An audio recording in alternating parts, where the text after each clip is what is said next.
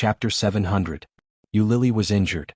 When she stepped back, her wound was pulled and she felt a burning pain. But she quickly avoided it. Yu Lily looked at Su Jing and sneered, "The zombie is angry. What do you want to do? Kill me?" Su Jing's face was even more ugly. She turned around and picked up the stapler on the table, smashing it toward Yu Lily's face. Yu Lily reached out to block it, and the stapler hit her hand, causing a sudden pain. Then Su Jing rushed toward her and grabbed her hair. Ah! Yu Lily felt more pain when she was pressed. When she looked at Su Jing's ferocious face, she was even more annoyed and shouted, "Are you King sick? Help!" The door of Su Jing's office was not closed, so people quickly ran in from outside. Everyone saw that they were fighting together and quickly came forward to pull them apart. Su Jing's movements were getting bigger and bigger, but Yu Lily couldn't. She felt a burning pain in her body. She looked down and saw that some of the gauze was bleeding again. King retard. Yu Lily clenched her teeth in pain and held her breath in her heart. She picked up the stapler on the ground and threw it toward Su Jing's face.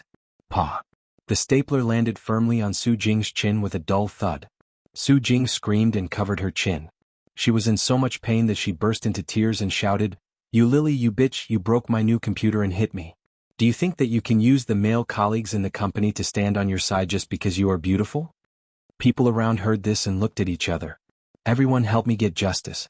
Yu Lily wants to keep my 120,000 yuan computer for herself. It took me a long time to save up money to buy it. It took me half a month to send it from the United States. I haven't used it yet, but it was stolen by her. She said it was a car accident. Bah! It is clear that she wants to steal my computer and make up a trick." The colleagues who had a good relationship with Yu Lily all looked at Yu Lily. One of them asked, "Lily, is it true?" Yu Lily was so angry that she laughed. On her beautiful and delicate face, there was contempt and disdain. Yu Lily looked at Su Jing and asked, "How many kilograms of hyaluronic acid did you inject? Not only is your face big but your skin is also so thick.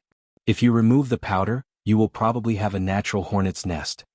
Su Jing couldn't stand it when others insulted her face.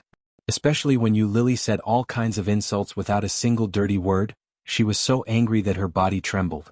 She was so excited that she was about to stand up. Su Jing almost rushed up to hit her, but soon she rolled her eyes and seemed to think of something. She sneered, "Yu Lily, do you know how long you will be sentenced for a crime worth 120,000 yuan? At least a few years. I originally wanted to give you a chance to repent and reflect. Ha, I didn't expect you to be so ungrateful. Then don't blame me for being impolite. Yu Lily, don't blame me for being rude. Either you compensate and settle it in private, or I will see you in court. A crime of more than 100,000 is enough for you to suffer." Su Jing stood there looking domineering. She looked at her with hatred in her eyes. Yu Lily felt ridiculous. When she was about to say something, a security guard came in and said, "Yu Lily, someone is looking for you." Behind the security guard was a middle-aged man carrying a box. When the box was opened, it was a badly damaged laptop. Chapter 701. "Excuse me, which one of you is Miss Yu Lily?" "I am," Yu Lily responded. "I am the director of the distributor of this computer company. My surname is Wu. Just now, a gentleman sent this machine to our testing department for testing. After verifying the serial number and the internal information of the model, we found that this machine is a second-hand mobile phone we sold half a month ago, worth 48,888 yuan. But I heard that you asked the gentleman for the price of a brand new machine, 120,000 yuan. The gentleman thought it was very unreasonable, so he entrusted me to verify it and report the situation to you." "Second-hand machine? More than 40,000 yuan?" Yu Lily was stunned, looked at Su Jing and blurted out, "Didn't you say 120,000 yuan? Are you lying to me?" Su Jing's face suddenly changed and she roared, "Nonsense! More than 40,000 yuan? I obviously bought it for 120,000 yuan. Now it was broken by this woman, and I haven't used it a few times." The man's expression was a little strange and he said, "Are you the original owner of this machine?" Su Jing's face changed slightly but she quickly calmed down, nodded and said, "Yes." The man took out a piece of paper from his pocket, opened it and said, "Miss Su Jing, right?" Su Jing did not speak, looked at his hands that were opening the paper, and the original expression on her face suddenly changed. "This is the record list of your purchase from our company half a month ago, with your ID number and your autograph on it. The total price is 48,888 yuan. For the time being, there is no brand new model in our domestic branch. If necessary, it needs to be imported directly from the United States. Yu Lily opened her eyes wide, took the bill, and saw the name of the transaction, Su Jing. And the signature on it, Yu Lily had seen countless times. Isn't it Su Jing's autograph? That is to say, this computer was actually purchased by Su Jing and she lied to me. She wanted to cheat me of my money. Yu Lily saw it clearly and was furious. She held the paper, pointed to the autograph and shouted, "Su Jing, how do you explain this?" Su Jing's face changed greatly and she was speechless for a while. Everyone was speechless and the way they looked at Su Jing had changed a lot. Just now, it was true that Yu Lily broke Su Jing's computer, and it was also true that Yu Lily had a car accident. Seeing Su Jing's angry look, everyone subconsciously thought that it was true. However, no one had expected such a sudden turn of events. What is going on? Just now, Su Jing said that she wanted to let Yu Lily go to jail, but now Yu Lily became the victim. What?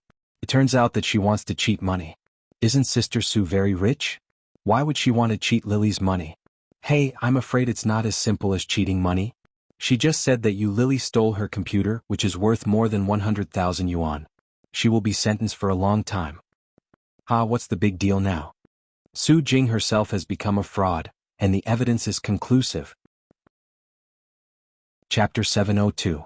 And the person who came to deliver the computer, after seeing such a scene, took out a thick yellow envelope from his satchel and said, "This is the compensation that the gentleman just gave you. It is 50,000 yuan in total. Please count it." Then he handed it to Yu Lily. Yu Lily was so angry that she grabbed the envelope and saw the 5 dozen bills in it at a glance.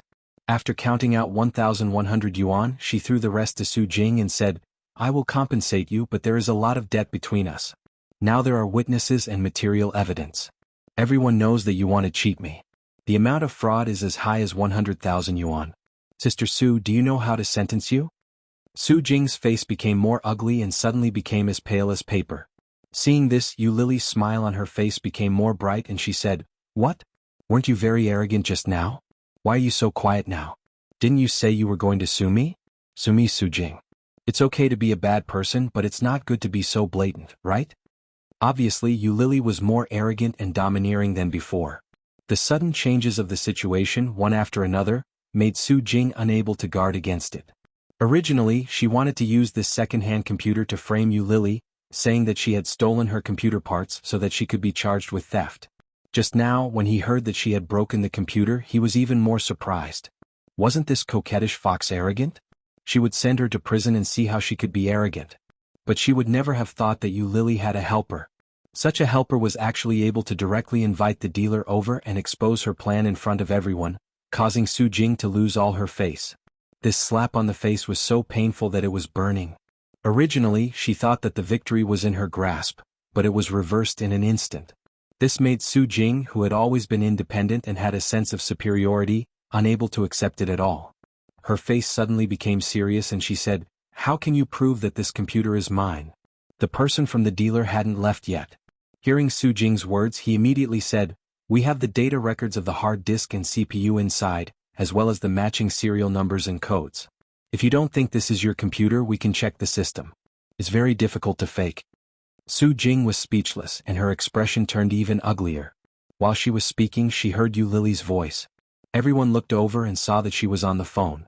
After she reported the address, she said, "There is a supervisor in the computer department named Su Jing." Only then did everyone realize that Yu Lily was calling the police. No one had expected Yu Lily to be so straightforward, including Su Jing. Su Jing's first reaction was to pounce over and shout, "Bitch, what are you doing?" Yu Lily was injured. At the same time, because of Su Jing's sudden attack, she was not prepared at all. Being pounced on like this, he staggered and took a small step back. However, because of this, the phone also fell to the ground, and the interface displayed the 3 numbers 110. Just looking at it made people feel shocked. Su Jing picked up the phone and said, "It's okay. I'm sorry." Chapter 703. Su Jing roared, "What do you want?" "I want to call the police. Didn't you see it?" Yu Lily spread her hands and looked innocent. "But the phone was hung up by you. You made me have to call again. It's not appropriate for you to do this." Su Jing gritted her teeth and said, "Yu Lily." "Hey, what's wrong?" Yu Lily smiled, which made Su Jing tremble with anger. Su Jing calmed down, took a deep breath and said, "Let's settle this in private. What do you want?" Yu Lily sneered and looked at her coldly. I don't want anything. I just want to call the police and sue you for malicious fraud. Don't go too far. How much money do you want? Tell me. Yu Lily ignored her words and continued to say, as for other things such as you used working hours to invest in stocks, forced the people under you to do personal things during working hours, and then forced us to work overtime and so on. Everyone knows about these things, but you are so good at hiding it from the higher-ups.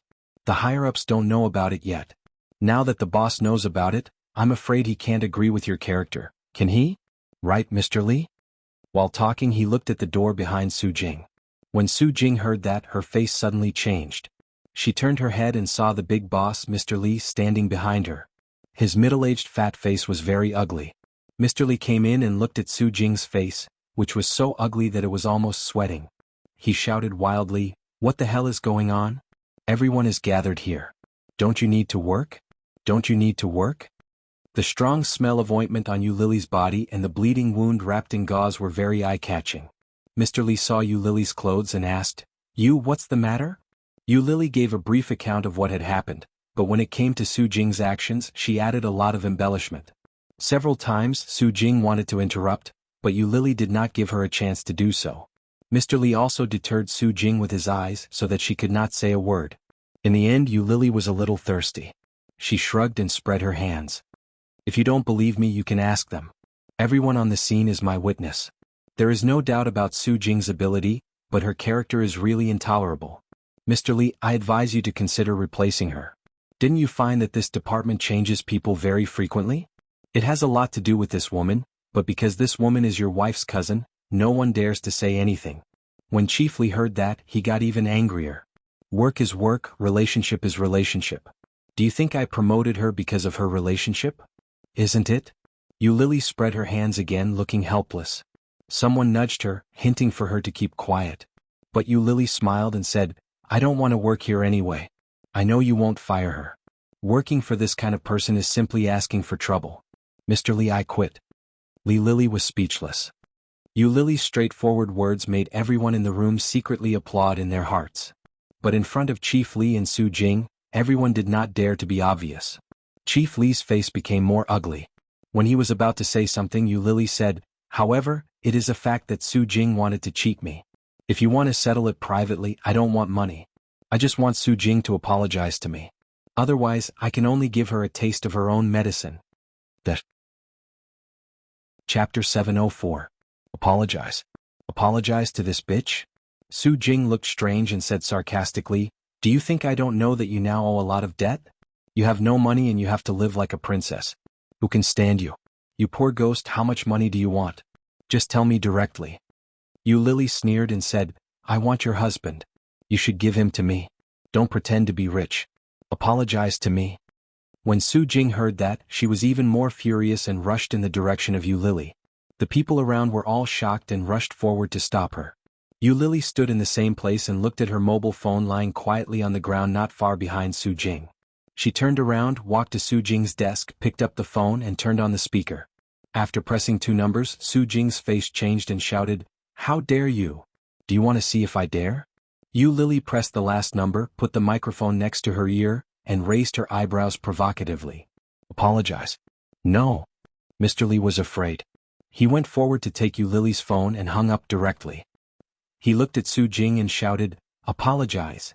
Su Jing was shocked and couldn't believe it. Brother-in-law, you were in the wrong in the first place, so you should apologize. Didn't you see how badly Xiaoyu was hurt because of your computer? What if there are scars all over a girl's body? And the computer has been compensated to you. You should apologize to her. Su Jing was obviously not convinced. She looked at Mr. Li and said unwillingly, I don't want to. Hearing this, Mr. Li's face darkened and he warned, Do you really want to go to jail? Go to jail? Who would want to go to jail? But Su Jing was not reconciled.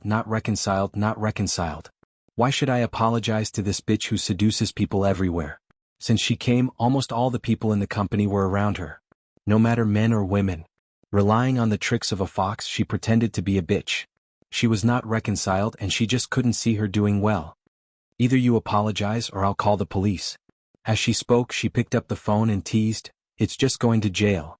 Sister Su isn't afraid, right? Manager Li's face also darkened.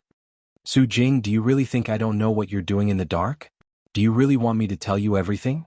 Su Jing felt even more humiliated. Not only were her colleagues and subordinates not on her side, but even her brother-in-law did not support her.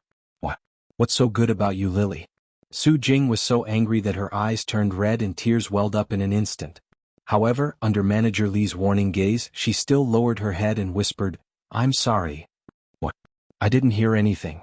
Yu Lily was still holding the microphone in her hand. She put one hand next to her ear to make a trumpet. Can you say that again? Su Jing was so angry that her chest heaved up and down. She calmed down and said in a serious voice, I'm sorry. Chapter 705. Yu Lily's provocative words made many people at the scene laugh, and they were secretly happy. But the boss was here and Su Jing was also in front of them. Except for Yu Lily, no one else dared to smile. Yu Lily's attitude made Su Jing almost mad and she roared, Don't go too far. Yu Lily seemed to be scared and she turned her head sideways with a look of disgust. Yu Lily seemed to be frightened. She turned her head sideways with a look of disgust, but she quickly turned her head back and said, Look, isn't it quite loud? I really didn't hear what you just said. My ears are not very good. You know, why don't you just speak like you used to? Why do you have to pretend to be gentle? I'm sorry. Su Jing roared and her eyes were about to crack and she looked terrible. Yu Lily looked scared, patted her chest and said with a frightened face, If you don't want to, then don't. Why do you have to scare people? Don't you know that people can be scared to death? What the F***ck? You not only cheat but also want to kill people. While talking, Yu Lily had picked up the phone again. Yu Lily turned on the speaker and pressed 2 numbers. Almost everyone could hear it clearly. Su Jing took a deep breath and said quickly, I'm sorry Yu Lily, I shouldn't have framed you, I shouldn't have targeted you, please forgive me. Yu Lily just pressed the 3rd number and before it was connected, she hung up. Looking at Su Jing, Yu Lily smiled slightly and raised her eyebrows. Are you sincere? Su Jing wanted to kill her, but at this time, she still nodded against her conscience. Sincere. Go, you are so fake. Yu Lily sneered, but I am a generous person and I will forgive you. After that, she looked at Mr. Li. Mr. Li, I don't want to work anymore. Please let me go. I can't do work with my injuries. Mr. Li quickly said, I know you have a grudge against the company. Now, I announce that Su Jing will be fired. When such a voice fell, everyone was shocked. What? Fire Su Jing? People around looked at each other and couldn't believe it. Even Su Jing herself had not expected such an outcome. No, brother-in-law. However, before Su Jing's voice had finished, she had been interrupted by Mr. Li. Mr. Li looked at Yu Lily and said in a high voice, Little you stay at home and recuperate. Don't worry about the company. I will give you half a month to adjust your vacation. When you come back, you will be the head of this department. What do you think? Such a result was undoubtedly dropping a heavy bomb on Su Jing once again. Su Jing stood dumbfounded on the spot. She turned pale with fright and shouted, Brother-in-law, how can you do this? Mr. Li ignored her directly and looked at Xiao Zhang of the HR department and said, Go through the resignation procedures for Su Jing. Such a person will cause public anger in the company. It's better to ask her to leave early. After a pause, he looked at Su Jing and said, Don't you want a child? You always complain about being busy with work. Now I'll give you this time to have a child and raise the child. Adjust yourself well and get ready to have a child. Chapter 706. Why not? The company is mine. I can keep whoever I want. Mr. Li's face darkened. Also, didn't I tell you not to call me brother-in-law in the company? It's not good. Mr. Li's heartlessness not only made Su Jing feel disheartened, but also Yu Lily herself was confused. What's going on? Mr. Li wants to keep me but not Su Jing? Su Jing, who has been a supervisor for several years, is fired? Is this for real? Yu Lily felt like she was dreaming. She had done that and provoked him, but he still gave her a promotion? It was like seeing a ghost. Yu Lily was dumbfounded, but the others were already cheering. Yu Lily is a supervisor? Damn, if Yu Lily can't be a supervisor, who can be a supervisor? Don't forget who helped you with the case in CG Village. Yes, and the case of Wanli Technology. Damn, if it weren't for her, I would have been killed by Su Jing. You have all been helped. I thought I was the only one who got benefits. I was wondering if Lily was secretly in love with me. Bah. You think too much. Lily is a goddess. Do you know what a goddess is? She can only be seen from a distance and not played with. The discussion around her sounded, and Yu Lily continued to be in a state of confusion. Su Jing protested and shouted, How can you do this? Who is Yu Lily? Can she lead this department well? Brother-in-law, don't be fooled by her beauty. If that's right. You mean I only look at her appearance and not at her ability? Mr. Li's face darkened. If that's the case, you would have been fired long ago. Do you think I will keep you in the company for so long? Do you really think I don't know what you are doing in secret? Su Jing, don't blame me for offending you. Su Jing was stunned when she heard that. Mr. Li ignored her, looked at Yu Lily and said, Xiao Yu, you go back first. Come back after a while. It will not be good if there are scars on your body. Yu Lily suddenly came to her senses and stammered, Mr. Li, are you serious? Of course. Mr. Li's expression softened a little. I've seen your ability. The report you wrote a few days ago was very good. I believe you can do it. Also, you seem to be very popular. Keep it up in the future. Only then did Yu Lily completely recover. Her face was full of joy, and her heart was inexplicably touched. With Su Jing at the top, Yu Lily hadn't gotten any big projects, and she hadn't had any opportunities to stand out. She thought she could only show off in front of her colleagues. Who would have thought, who would have thought? Yu Lily nodded excitedly and shouted in a loud voice, Definitely. Mr. Li nodded in satisfaction. Go back first, I'll ask the driver to send you. No need, I can go back by myself. Yes, you can go downstairs. I'll ask the driver to wait for you at the door. Yu Lily was too lazy to take a taxi, so she nodded and said, Thank you, Mr. Li. Mr. Li's eyes were even more curved, flashing a trace of strange light that no one noticed. Then he pressed the elevator and went upstairs again. Chapter 707. Among them, the one who was the most upset should be Su Jing. When Su Jing heard the cheers of the crowd, she was full of disbelief. Especially when she saw that they were so happy and proud, she was even more angry. With a scream, Su Jing rushed in the direction of Yu Lily and shouted, Bitch, you must have used some bad means. You must have slept with him. Otherwise, how could you be promoted? There are many people more qualified than you. Anyone can be promoted, but why you? The voice was fierce and the expression was terrible. Yu Lily's colleagues, who had a good relationship with her, immediately stood in front of her and protected her. Two male colleagues grabbed Su Jing from both sides. Su Jing was even more angry and shouted, I heard that you used to be the mistress of a rich second generation. Later, you were abandoned by the rich second generation because you couldn't have children. You must be very happy to be a mistress for so many years. Bah, now you actually use this kind of dirty means to deal with my brother-in-law. Yu Lily, you are so disgusting, bitch. Su Jing's words sounded so convincing as if they were the truth. When Yu Lily heard it, her face slowly sank. How did Su Jing know this kind of thing? She obviously didn't tell anyone.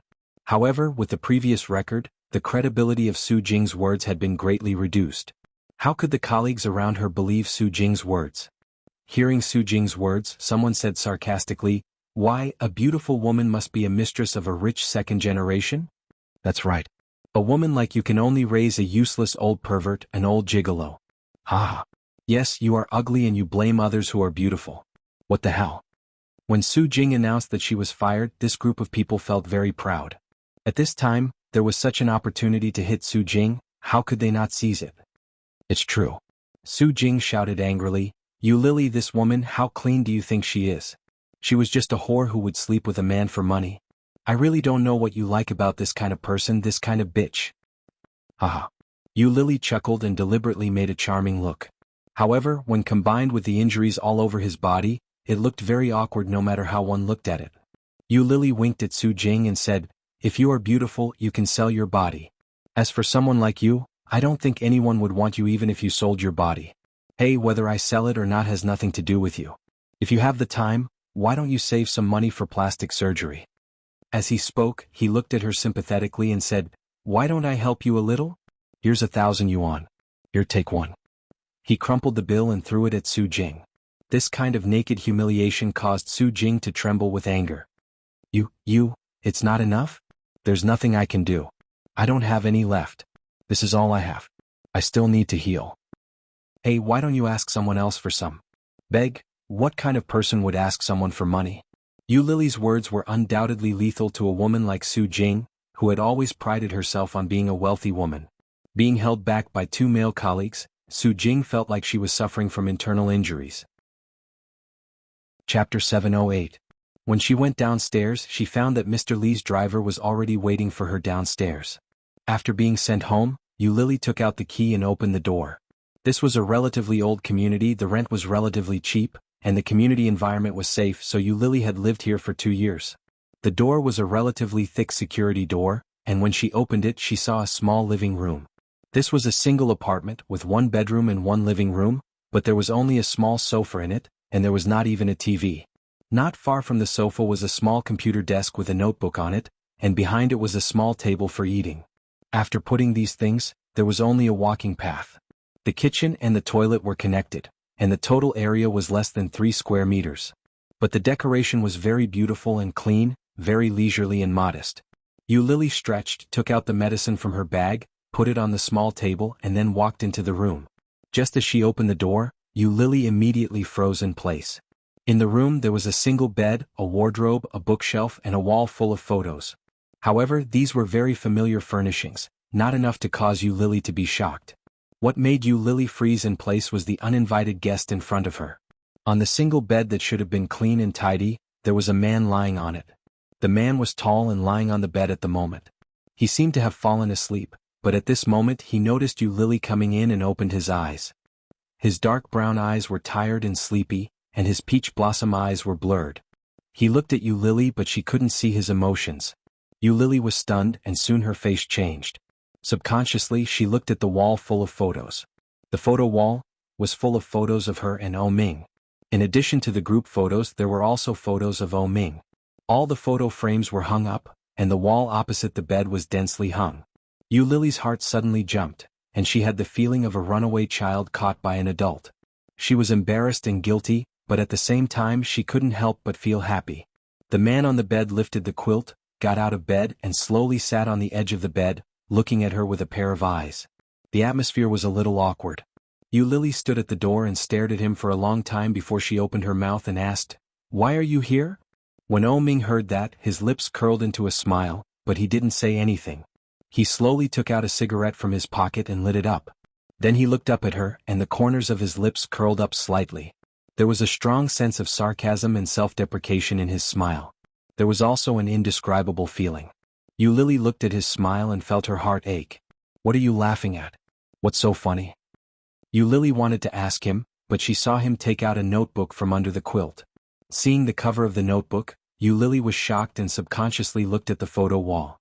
Under it was a desk. There should have been a notebook on the desk. That was the notebook she used to draw on. Now, it was empty. O Ming just flashed the notebook and Yu Lily's face became even paler. Chapter 709. The strength was so great that the photo frame on it suddenly fell down. The sound of breaking was deafening in this narrow room. O Ming took a long step and walked in front of Yu Lily. His lips were curved with an evil and contemptuous smile. His pair of peach blossom eyes were slightly narrowed. He looked at her face and exhaled a long puff of smoke. Then he pushed her hard, without pity, past her and strode away. From beginning to end he didn't say a word. Yu Lily's eyes were red and slightly painful. This kind of pain fiercely pulled the scar on her heart that had been faintly painful for 4 years, but in the past 4 years, it had never been so painful. Enduring the pain, she stepped on the glass on the ground to pick up the book.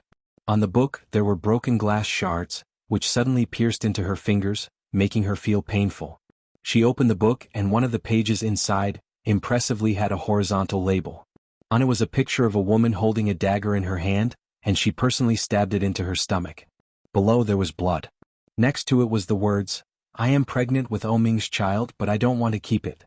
What should I do?" "Then don't keep it. I went out to buy medicine and the doctor said to take it for 3 days. On the 2nd day I broke up with him. I don't want to be with him. This kind of man is not someone I can handle at all. He is too abnormal, too dictatorial, too *king. I want to be free. Let's go, Yu Lily." The next day he didn't agree with her proposal to break up. She was angry and quarreled with him. At first, O Ming just coldly warned her, but in the end, he pressed her on the bed, and Yu Lily's stomach hit the edge of the bed. At that time he pressed her down and put his knee on her stomach, warning her and noticing her abnormality. Later he found that she was bleeding. A lot of blood. At that time, O Ming was scared and stunned. What was Yu Lily like at that time? She held her stomach and her face was blue and white with pain, but when she saw him like that she inexplicably had a kind of revenge pleasure. For 3 years she had been kept by him for 3 years. In those 3 years, many people outside knew that she was O Ming's girlfriend, and at the same time, many people knew that she was kept by him. A kept woman. What a disgusting word. Because of these two words she received a lot of supercilious looks. He could finally be free. Lily was bleeding at that time and her body was already covered in cold sweat. His face was pale but he let out an extremely cruel laugh. Such laughter was not only cruel to Ming, but even Lily herself had never imagined that she could laugh like that. Ming, do you know? I'm pregnant? Ming was stunned. He looked at the large pool of blood below her and was at a loss of what to do. Your child has been squashed to death by you. Are you happy? Happy? She didn't know if Ming would be happy, but she herself wasn't as happy as she had imagined. On the contrary, there was an indescribable sadness. Her child, her first child. How magical. There was actually a small life inside her body. But now, for the sake of her so-called freedom, she was going to eradicate this little life. She cried and laughed at the same time. Looking at Ming, she fainted from the pain. When he woke up, he was in the middle of surgery. The doctor said there were 2 gestational sacs.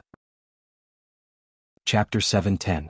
The smoke rose slowly with a light smell of tobacco, and the whole car was a bit depressed. Ming sat in the car with an ashtray in front of him. There were already 4 or 5 cigarette butts in the ashtray. Looking at the dark sky ahead, Ming's mood was indescribably empty. Just in the afternoon when he just saw the photos on the wall, he thought, however, it was just what he thought. Shock, anger, and unspeakable sorrow. It turned out that his children were not killed by himself. However, this fact was more hurtful than Lily's words in the past. How much hatred did he have to kill his first child, his own pair of twins? How much did he hate him that he didn't even want his own children? She had been with him for 3 years. 3 years, even a dog would have feelings, let alone a person. Ming looked at the sky in the distance, and in his dark brown eyes, there was only indifference. Putting out the cigarette, Ming started the car and slowly drove on the road. From now on, the original Ming was completely dead. After Li Xiqing took over the company's affairs, the company's performance was much better than before. So much that Su Qianxi was proud, but also indescribably frustrated. She thought that she had done a good job. Looking at the quarterly report in her hand, Su Qianxi felt a bit of a headache. The children were running around in the living room, chasing each other and playing until they were all sweaty. Su Qianxi put the document back and looked at the time. It was almost 6 o'clock. She raised her voice and said, "Quiet down and rest. Come and sit for 10 minutes. Li Jianrui chased after Li Mosen with a smile, suddenly stopped and shouted, 123 blockhead, don't talk and don't move. Li Mosen and Li Jianxian stopped at once. Both of them were panting but they really didn't move. Li Jianxian still maintained the running posture, and Li Mosen looked like he wanted to speak. Such a strange scene. Su Qianxi couldn't help laughing and shouted, "The password is invalid." Li Mosen and Li Jianxian suddenly breathed a sigh of relief, trotted over to the sofa where Su Qianxi was and sat down. Li Jianrui stuck out her tongue and ran toward Su Qianxi. She shouted, "Mom, why isn't Dad home yet?" Su Qianxi poked her nose and said, "Girls are not allowed to talk with their tongues out. Be normal." "Can a boy do it?" Li Jianxian asked. "Boys can't do it either. You have to learn from your parents and be more normal, understand?" "But Uncle Luo Zhan is also like this when he talks to Dad." Li Mosen looked puzzled. "Why can adults do it but not children?" Hearing that, Su Qianxi paused and quickly said, "Uncle Luo is not a boy or a girl. He is a man, so he can make such a joke. You children should not learn bad things, understand?" The children didn't really understand. Anyway, the result was that Uncle Luo was a bad example. Li Jianrui widened her big round eyes, which were dark and bright. She asked again, "Mommy, when is Daddy coming back?" Chapter 7:11. Yes. The little girl held Su Qianxi's leg and looked at her with a smile. Her big black eyes were full of sparkling light. She asked, "Dad's birthday, will there be a cake?" Su Qianxi smiled and picked her up. "I have asked your dad to bring you a cake." Su Qianxi's words made the children's eyes light up. Especially Li Jianrui, who cheered and shouted, "I want strawberry flavor." "What should I do?" "I bought chocolate flavor." A voice came from afar and Li Xiqing walked in slowly from the outside. He was tall and compared with more than half a month ago he looked much better than before. When he first came back, Li Xiqing was too thin. Li Jianrui heard Li Xiqing's words and her eyes lit up. She ran in the direction of Li Xiqing and shouted, "Dad!" Her short legs were running fast and she ran in the direction of Li Xiqing, hugging his thigh. That hug. Li Xiqing held a big cake in one hand and held the little girl in the other. Did you listen to the teacher today? Yes. Kiss Dad. Li Jianyue reached out and hugged Li Xiqing's face. Li Xiqing's lips curled into a smile. Happy birthday, Dad. Li Jianrui put one hand on Li Xiqing's shoulder and said with a smile, but her eyes couldn't help looking down at the cake in Li Xiqing's hand. Dad, can I see the cake? Li Xiqing laughed and gently knocked her forehead with his and said, Eat first and then you can eat the cake. Okay. Li Jianrui cheered happily. Then let's eat quickly. Li Mosen also walked over a little weakly and said, Uncle, happy birthday. Lu Sa just came out and said, It's time to eat. Go and tell Grandpa and Grandma to eat. Happy birthday. Li Jianxian shouted with a red face and went to the kitchen to wash his hands. Su Qianxi walked to Li Mosen, put her soft hand on his head and said softly, Don't call me uncle, call me dad. Li Mosen heard that and was stunned. He looked up at Su Qianxi thinking that he had heard wrong. Su Qianxi looked at him, stroked his dark brown hair and said, Call me mom, don't call me auntie. Li Mosen's fair and tender skin blushed when he heard that. Li Mosen nodded his head vigorously. With a look of surprise on his face he shouted, Mom. Daddy. Happy birthday to Dad. She had him look in Li Xiqing's direction. Li Mosen turned to look at Li Xiqing excitedly and shouted in a loud voice, Dad, happy birthday. Li Xiqing's eyes softened as he handed the cake to Su Qianxi. He bent down and picked up his son. Thank you, son. This is the best birthday present I've ever received. Son. Li Mosen felt like he was dreaming. He reached out and hugged Li Xiqing, laughing happily.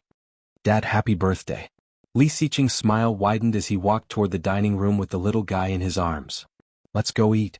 Li Jianxian watched from afar and felt inexplicably uncomfortable. This was his father, not Li Mosen's father. Mosen was not even a child of the Li family. Why did he have to call him father before him? He hadn't called him father yet. Thank you, son. This is the best birthday present I've ever received. Chapter 7:12. After dinner the family gathered together. Su Qianxi led the children to sing the birthday song to Li Xiqing, and the smile on Li Xiqing's face became bigger and bigger. Just before the birthday song was finished she heard the doorbell ring. Su Qianxi went to the door, opened the door and saw Ming who looked a little travel-worn. With surprise in her eyes Su Qianxi invited him in and shouted, Honey, Ming is here. Ming? Li Xiqing was also a little surprised. Just after the children's birthday song, Ming appeared in Li Xiqing's vision at the same time. Ming was holding the specialties of the capital, a bottle of wine and a box of something unknown, but it looked very high-end. At this moment, seeing Li Xiqing, he handed everything to Li Xiqing. Ming saw him, chuckled and his eyes were slightly red. The two men looked at each other and smiled. Immediately they went forward and hugged each other. Hard. But it was not the kind of enthusiasm for women. Their hug was full of pride and domineering. Li Xiqing, you are finally back. Ming reached out and patted his back, his face full of emotion and his eyes were slightly red. Li Xiqing heard that and laughed. He directly punched Ming's lower abdomen and said with a little anger, You really have the nerve to say that. I have been waiting for you for half a month, and you lie to me every day. Ming laughed at the same time, pushed him away and gently punched him on the shoulder. Aren't you back now? I also brought you a birthday gift, the limited edition watch you have always wanted. It's for you. Li Xiqing heard that, chuckled, turned to look at the three little guys behind him and said, Call Uncle O. Hello, Uncle O. The three little guys spoke at the same time, especially Li Jianrui, whose sweet voice was out of place with the two boys. At this moment she did not look up, looked at the cake in front of her, pouted and shouted, Dad, come and blow out the candles. You see, the candles are almost falling into the cake and we can't eat it later. Li Jianrui wasn't very old, but she was as smart as her brother. She was very eloquent with words. Furthermore, she watched TV shows with old Master Li and Qin Shuhua every day. She had learned most of the things that she shouldn't have learned. At this moment what the little guy said made Li Xiqing smile. You help Dad. No, I have to make a wish first before I can blow out the candles, and you have to blow it yourself, otherwise the wish won't come true. Li Xiqing pretended to look surprised and asked, Really? Seeing Li Xiqing's expression, the little guy was convinced. He nodded with a serious face and said, Of course it's true. Dad, come on. If the candle falls, the wish won't come true. You obviously want to eat cake. Li Jianxian unceremoniously undermined him with a look of disdain. Li Jianrui blushed and puffed up her cheeks. She said, I didn't. Brother Mosen, am I that kind of person? Li Mosen shook his head. Oh. Humph. The audience's eyes are sharp. Li Jianyue made a face at Li Jianqian, then turned her head and continued to urge, "Hurry up, Dad." The little girl, who was less than 4 years old, called her father with a sweet voice. Ming was full of envy when he heard it. Looking at Li Xiqing, he couldn't help but feel sad like a tide. Chapter 7:13. If his children were still alive, how old would they be now? Were they 2 boys or 2 girls? Or, like Li Xiqing, a boy and a girl? Ming's mood swings had never been obvious, but this time, Li Xiqing clearly sensed his envy. Li Xiqing's eyes darkened, and he gently patted Ming on the shoulder. "Wait for me." Then he coaxed the children and said, "Coming, coming." Walking over, he pretended to make a wish and then blew out the candles. Li Xiqing took a long time to pull out the 31 candles. Under the children's eyes, he cut the cake. The children all cheered and shouted in unison, "Happy birthday." Li Xiqing cut the cake and Su Qianxi helped him. He distributed the cake to the children and looked up at Ming. "Come here, take a piece." Ming chuckled, walked over and sat down on the sofa. The elders were all behind. Captain Li looked at Ming and said, "Xiaoming, you are not married yet? Do you have a girlfriend?" Ming smiled and shook his head slowly. "No. You don't plan to find one?" "Not for the time being." Ming smiled, took the cake from Li Xiqing and handed it to Captain Li. "Grandpa, eat the cake." Captain Li took the cake and asked with a smile, "Your father won't rush you. Aren't you in a hurry?" "Well, I told him to focus on his career first. His career has been very successful. You see, your O group has been like a rocket in recent years. Isn't that enough? A man still needs a family. Only when he has a family can he have a better career." "Grandpa, why are you so interested in his relationship?" Li Xiqing glanced at the old man and handed another piece of cake to Ming. "If you are free, help me take care of the children. I have something to say to Ming." Captain Li stared at him, a little angry, and said, "You little brat, now you think your grandfather is long-winded? Forget it, I can't care about you. Go." Ming put down the cake, said goodbye to Captain Li and followed Li Xiqing out the door. However, not long after Li Xiqing left, Li Jianqian suddenly put down the half-eaten cake in his hand. His white cheeks blushed as he ran after him and shouted, "Dad, wait a minute." Li Xiqing was dazed, paused and looked behind him. A short and small figure ran over. Although he was young, his body proportions were excellent. Her black curly hair fluttered in the wind. Looking at Li Xiqing, she blushed even more. Li Xiqing looked down at him, his eyes deeper, with a meaning that Li Jianqian could not understand at all. "What did you call me?" The little fellow's face turned even redder and he weakly called out, "Daddy?" Li Xiqing's eyes became softer. His eyes curved slightly as he looked at Li Jianqian. "Yeah. I also want to give you a birthday present." "What present?" Li Xiqing smiled and took 2 steps closer, his eyes shining with surprise.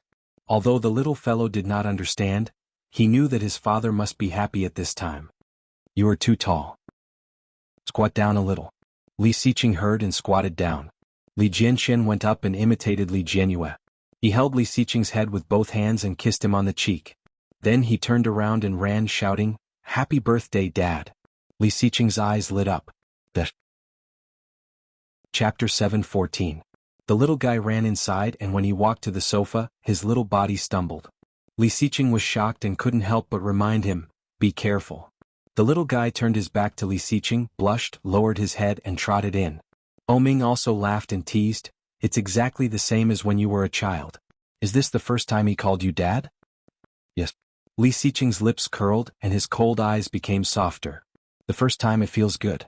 This little guy's personality is really cute. Could it be that he didn't call him on purpose so that he could give him a surprise on his birthday?" Li Xiqing's dark eyes became softer. Turning his head, he found that Ming's eyes were even more envious. There was a smile on his lips, but there was indescribable loneliness in his eyes. Perhaps others could not see Ming's emotions, but Li Xiqing admitted that he had known him for more than 20 years and had long known him like the back of his hand. With such emotions, Li Xiqing couldn't help but frown, stepped forward and said, "Let's go." The small lake not far from the door of the old house had been there for many years. When they were young, Ming and Li Xiqing liked to sit on the grass by the side and chat. During the day they sat fishing and basked in the sun. At night they lay on their backs and looked at the sky full of stars. This kind of life lasted until they graduated from college. After graduation, Ming went to Europe to study, and Li Xiqing started his own company. The days they spent together here became less and less. Once again lying in this place, the two of them felt infinite emotions in their hearts. Li Xiqing. Yes. Li Xiqing put his hands on his head, looked at the sky and responded. Today's Kingstown was already a first-tier city. The sky full of stars in the past no longer existed. The dark night sky now only had a little light hanging, looking bleak and lonely. For a long time the two of them did not speak again. There was the sound of insects around and the breeze was cool and comfortable. Li Xiqing looked at the night sky and slowly said, "This time in the capital, who did you meet?" Ming was dazed and turned to look at Li Xiqing. After a long while he chuckled. "Are you a roundworm?" Li Xiqing curled his lips and asked, "You Lily?" Ming's eyes darkened at the mention of the name. He turned to look at the sky again. In the darkness, there seemed to be a smiling face, with a coquettish smile, looking at him provocatively. "It's her. She must be having a hard time." Ming laughed. "How did you know?" "She can't live well without you. This case she's even more ruthless than me. At least I didn't want her to live a bad life." Ming shook his head and removed his hand from under his head. His voice was distant and lonely. "Do you still remember the reason why we last met?" "The woman had a miscarriage." "Yes, for the past 4 years, I've always thought that it was my fault, that I crushed my own child to death." Ming's voice was a little choked. In front of his only good brother, Ming had no intention of hiding anything. He turned his head and said, "But in fact she took the medicine. She planned to have an abortion." "Twins? 2 children." Li Xiqing felt a sudden knock on his heart. Deep in his heart he could not hold back his anger. Twins. They were actually 2 children. Chapter 7:15. 2 children. How much luck did one have to be in order for such luck to descend upon them? However, Lily had killed such luck with her own hands. How cruel. She hates me. She blames me for not giving her freedom. If I had not been so domineering to her, would things have been different? Ming's voice did not sound very emotional. A pair of dark brown pupils, looking at the sky in the distance, with endless loneliness and frustration. "Li Xiqing, I really envy you." Although he had been away from home for 4 years, everything was developing in a good direction. He had twins who loved him, a wife who loved him, parents who loved him, and a loving grandfather who loved him. How lucky. Ming curled his lips and looked at the sky in the distance. In front of him, there seemed to be a sarcastic smile. "No, that woman is an ungrateful wolf. The better you are to her, the more she wants to run away," Li Xiqing said lightly. "She is not worthy of your attention. You are not young anymore. Doesn't your father urge you?" Li Xiqing said indifferently. Ming chuckled and gave him a punch. "Your grandfather just asked me. Why are you learning from your grandfather? If I meet the right person I will get married. Maybe I can fall in love with her." "Like you?" Li Xiqing smiled and did not answer. How could it be the same? When he married Su Qianxi, there was no one in his heart. For him it was the same no matter who he married. But Ming was different. He had been with that woman for 7 years. How could it be the same? But this was undoubtedly the best result. Did he want Ming to be single? If that woman was worth it, Li Xiqing had nothing to say. "But you Lily, shoo," the sound of fireworks. Li Xiqing and Ming looked at the same time. The brilliant fireworks suddenly bloomed in the dark night sky, making the most beautiful smile. It was a riot of colors forming a huge word. Li. Ming raised his eyebrows and read it out. Then another firework rose. Shoo bang, see. Then the third, the fourth, the fifth. One by one they bloomed. Ching. Live. Day. Soon. Happy. Forever. Forever. Love. Li Xiqing, happy birthday. Love you forever. Forever. Ming muttered these 2 words in his heart and was slightly stunned. Seeing the fireworks, Li Xiqing already knew who it was. The corners of his lips curled up unconsciously. Following that, the sky was filled with fireworks once again. Each and every one of them was colorful and beautiful. His phone vibrated and he picked it up. It was Su Qianxi. He picked it up, but it was not Su Qianxi's voice but his baby daughter's. Li Jinua's voice was sweet as she called out, "Daddy, where are you? Do you see the fireworks? So beautiful." "Yes, where's your mother?" Li Jinua smiled mysteriously. "Mommy said that I can't tell Daddy. If Daddy is done with his work now, he can go to the swimming pool next to our house alone." With that, the little fellow hung up the phone. Li Xiqing sat up, reluctantly looking away from the fireworks in the distance, and looked sideways at Ming. Ming stood up, patted himself and said, "Your wife is waiting for you, right? Go ahead, I'll go back to the company first. See you tomorrow." Ming. You deserve better. Chapter 7:16. She deserved better. Ming chuckled and gently hammered him on the shoulder. Without saying anything, he smiled and waved his hand. Then he went into the old house, picked up his things and left. After the black Lamborghini drove away, Li Xiqing turned and walked toward his swimming pool. He hadn't gone swimming for a long time, and he remembered that Su Qianxi didn't know how to swim. Why would he go there? Li Xiqing had already imagined a lot of pictures. For example, sex. This should be called a birthday gift, right? Curling his lips, Li Xiqing walked faster and faster. However, when he walked to the edge of the swimming pool, it was dark. It seemed that there was nothing. Standing there for a moment, Li Xiqing did not intend to move, but the smile on his lips was getting deeper and deeper. Suddenly, the lights in the surroundings lit up. Li Xiqing was dazzled by the sudden light, and his eyes curved. It was expected, but the effect of the surprise did not decrease. The bright yellow light shone under the swimming pool, turning the whole pool golden. There was a beautiful golden LED light shining at the bottom. Li Xiqing looked down and clearly saw his name. Li Xiqing, I love you. Right in the middle of the swimming pool there was a bubble. Just above the bubble there was a box. It was a big red square box with ribbons on it, looking mysterious and beautiful. There was a long thin line tied to the ribbon. Li Xiqing looked along the thin line and found that the other end of the line was at his feet. Picking up the long line, Li Xiqing slowly pulled it, and the bubble was guided to this side by him. Taking the box up, Li Xiqing pulled the ribbon open, and there was a big piece of clay lying inside. On the clay there were 3 small handprints and a slightly larger handprint. In front of the handprint were written Sin, Yu, Qian, and the word Ci was written on the big handprint. Under the clay there was a small white whiteboard with crooked colorful writing. Dad, happy birthday, love Ursu. Li Xiqing saw this thing and his eyes became softer. The softest part of his heart felt like it was hit by a stove, and he suddenly felt warm. His children, his wife. So nice. Hearing the sound of high heels behind him, Li Xiqing squinted, stood up and turned around. Su Qianxi was wearing a bright red dress that was different from usual. It was a sleeveless backless dress, outlining her even and graceful figure. At the moment she was smiling at him. Li Xiqing looked at her and also smiled happily. Su Qianxi stepped forward and put her arms around his neck. Smiling charmingly, she looked up at him with her big eyes and whispered, "Mr. Li, Mrs. Li." Li Xiqing bowed his head, his forehead against hers and said softly, "You did all this?" Su Qianxi heard that and chuckled. Mimicking him, she asked, "What do you think?" Li Xiqing's big hand held her eyes, his smile widening. Gazing down at her, his voice low and magnetic, he slowly said, "I love you too." After saying that, he lowered his head and kissed her lips. Gently and tenderly, his hands tightened, holding her even more firmly. A light kiss and a light taste. Chapter 7:17.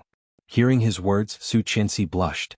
In front of her, Li Xiqing's eyes were dark, like a galaxy full of stars, breathtakingly beautiful. One look was enough to make her forget to leave. Gazing at him, Su Qianxi stood on her tiptoes and kissed his lips, imitating how he usually kissed her, gently and gently. He did not move and Su Qianxi felt a little discouraged, but then she noticed his teasing eyes. Annoyed, she put her toes down but her waist was suddenly tightened. His eyes were full of smiles and his voice was low and soft. "Go on." Su Qianxi was reluctant, pouted and looked away.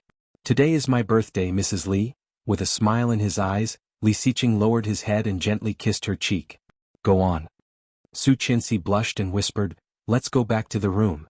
Li Xiqing's smile on her cheek widened. He carried her in his arms and walked in the direction of the house. "Put me down first. It's not good to be seen by the children." "There is nothing wrong with it. Is it not normal for Dad to carry Mom?" Li Xiqing whispered in her ear. The children all know that their dad wants to carry their mom, and their thoughts are still very pure. Did he mean that Su Qianxi's thoughts were not pure? Su Qianxi blushed even more, gave him a stare and was about to get down. However, Li Xiqing held her more firmly and whispered, "Don't move. I can't help it." Su Qianxi was speechless. Blushing, she lowered her head and whispered, "Pervert." Li Xiqing's voice was low and gentle, with an indescribable magnetism. Holding her, he walked faster and whispered in her ear, "I have always been like this. You like it too, don't you?" At this time it was only 9 p.m. The children and Grandpa had already been sent to bed, leaving only Qin Shuhua and Li Xiao in the living room. The old couple was watching TV. Seeing Li Xiqing coming in with Su Qianxi in his arms, Qin Shuhua immediately looked at Li Xiao and smiled. Su Qianxi's face was even redder. Covering her face, she buried her head in his chest and patted him gently, urging, "Hurry up." Li Xiqing's lips curled up as he walked toward the room. She reached out and opened the door. After he walked in, she closed the door. But before she could lock the door, he carried her into the house. As soon as he entered the room, he saw the bed covered in red roses. Li Xiqing chuckled and gently put her down. He whispered, "I didn't expect you to be so romantic." Su Qianxi blushed and looked at him. She hugged his neck and whispered, "In the Maldives when we first went there, did you put those roses?"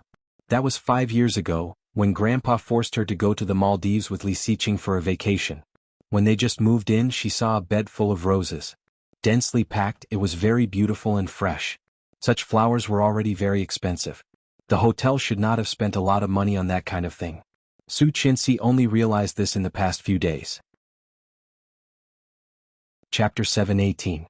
The fiery big palm moved gently from her waist to her back, gently stroking her smooth and delicate back. It was as soft as a peeled egg, smooth and delicate.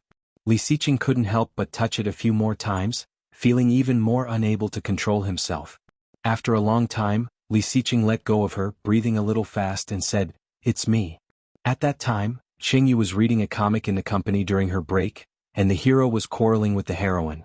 After the heroine got off work, she returned home and found the bed full of beautiful rose petals, which was very surprising. The hero came out from under the bed and lifted the quilt. The rose petals were scattered all over the sky, which was very beautiful. Li Xiqing had already prepared for her. At that time, seeing her stunned expression, he was also in a good mood. Hearing Li Xiqing's affirmative answer, Su Qianxi's eyes were even more gentle, and she looked up to kiss him. The smile on Li Xiqing's lips widened, and he pushed her to the center of the bed. Dense kisses accompanied by the color of lipstick moved to Su Qianxi's chin, neck, collarbone.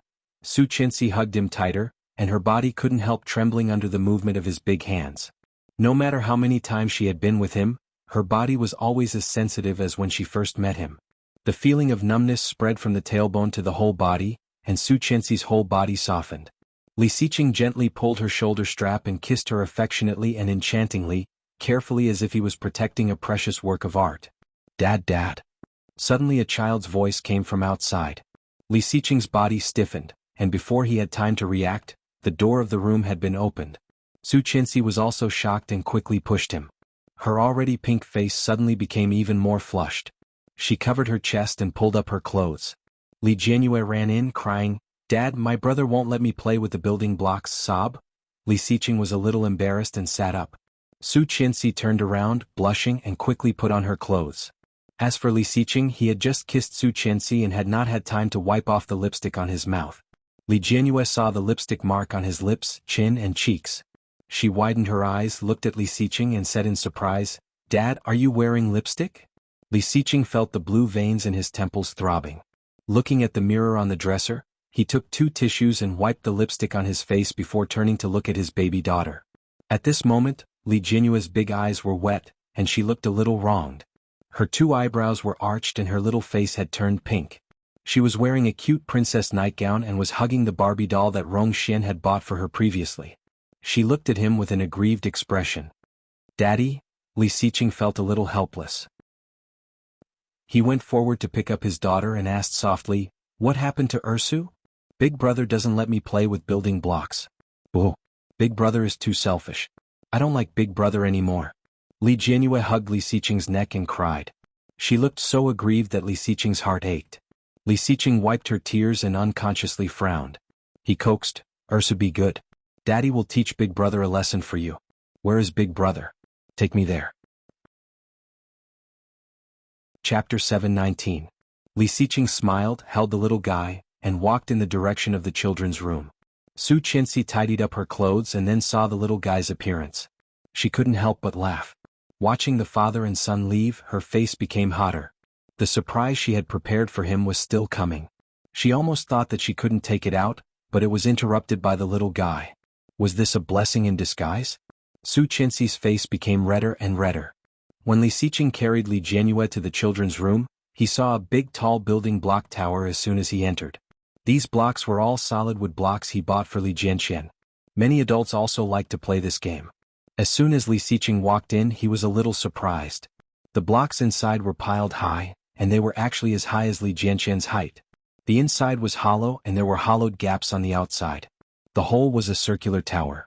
Even so, the bottom 3 or 4 layers were very tight and airtight. When it got higher and higher, the distance between the blocks slowly opened up. Each block was only about 2.5 centimeters wide and it was placed horizontally. There were at least hundreds of them stacked on top of each other. Both Li Jianxian and Li Mosen looked a little excited. They put the last block on the top and the whole tower shook slightly. But it was only a slight shake and in a moment, it returned to normal. It looked very tall but it was very stable. It was placed on the edge of the small bed, just beside Li Jianyue's bed. Wow! Li Jianyue seemed to have forgotten why she called her father over. She looked at the tall tower with her eyes wide open, and her little face was full of worship. Amazing! It's so high. As she spoke, she struggled to get down. Li Xiqing put the little guy down, but Li Jianxian and Li Mosen immediately felt a sense of crisis and shouted at the same time, "Don't come over!" Li Jianyue was frightened by them and looked at them with a blank face. Li Jianxian and Li Mosen were carefully guarding the building block tower, for fear that Li Jianyue would come up and destroy it. "Dad." Li Jianyue pouted and looked at Li Xiqing behind her, pretending to cry again. Li Xiqing held Li Jianyue in his arms and sat on the small bed at the side. He asked, "Did you two do this?" "And?" Li Mosen looked at Li Xiqing with stars in his eyes and said, "It was all done by Desu and me. Isn't it amazing?" Li Jianxian was also looking forward to it. With a blush on his face, he looked at Li Xiqing, waiting for his comment. "Not bad, but the next time you play, remember to teach your sister how to play. At this time you should all be asleep. All of you go to bed." When Li Mosen and Li Jianxian heard that, they immediately climbed onto the bed and covered their heads with the blankets. When Li Jianyue saw this, her big eyes stared straight at the toy tower. She wanted to go forward and touch it. Li Jianxian noticed his sister's gaze and warned, "Don't move or you'll fall." Cheapskate. Li Jianyue got down from Li Xiqing's body and climbed onto her little bed. Looking at the building blocks, her eyes lit up. Li Xiqing chuckled and said with a straight face, "Remember to take your sister to play next time. You can't play by yourself. Do you hear me?" Li Jianxian responded and covered his head with the quilt. Li Xiqing stood up, closed the door and went out. But before the door was closed, he heard a crashing sound coming from inside. Hearing this sound, Li Xiqing immediately felt more helpless. Chapter 720. Sure enough, there was a loud cry from inside. Li Xiqing opened the door again, walked in and turned on the light. At a glance, he saw the two boys, Li Mosen and Li Jianxian, who were about to cry, looking at the small tower in front of them that had collapsed more than half. The small tower, which was originally as tall as them, had already collapsed by more than half, leaving only the bottom layer still standing firmly. "Ah, Li Ersu, you compensate me!" Li Jianxian shouted and almost cried. His eyes were red with anger and he roared, "You get it back for me. I worked with Mosen all night to finish it." Li Mosen was also a little unhappy, but his mood was obviously calmer. After all, he was just an assistant and the main force was all Li Jianxian. And the culprit, Li Jianyue, was holding the small quilt with an innocent face. She was stunned by Li Jianxian's roar. When she noticed that her father had come in, she turned her little head to look at Li Xiqing, and she was a little scared. Her little face was a little wronged and she weakly said, "Dad, you did it?" Li Xiqing's forehead was twisted. Seeing the mess on the ground, he felt a little sorry. The little guy spent a night to finish it and it must have taken a lot of effort. It was normal for him to be angry when it was knocked down.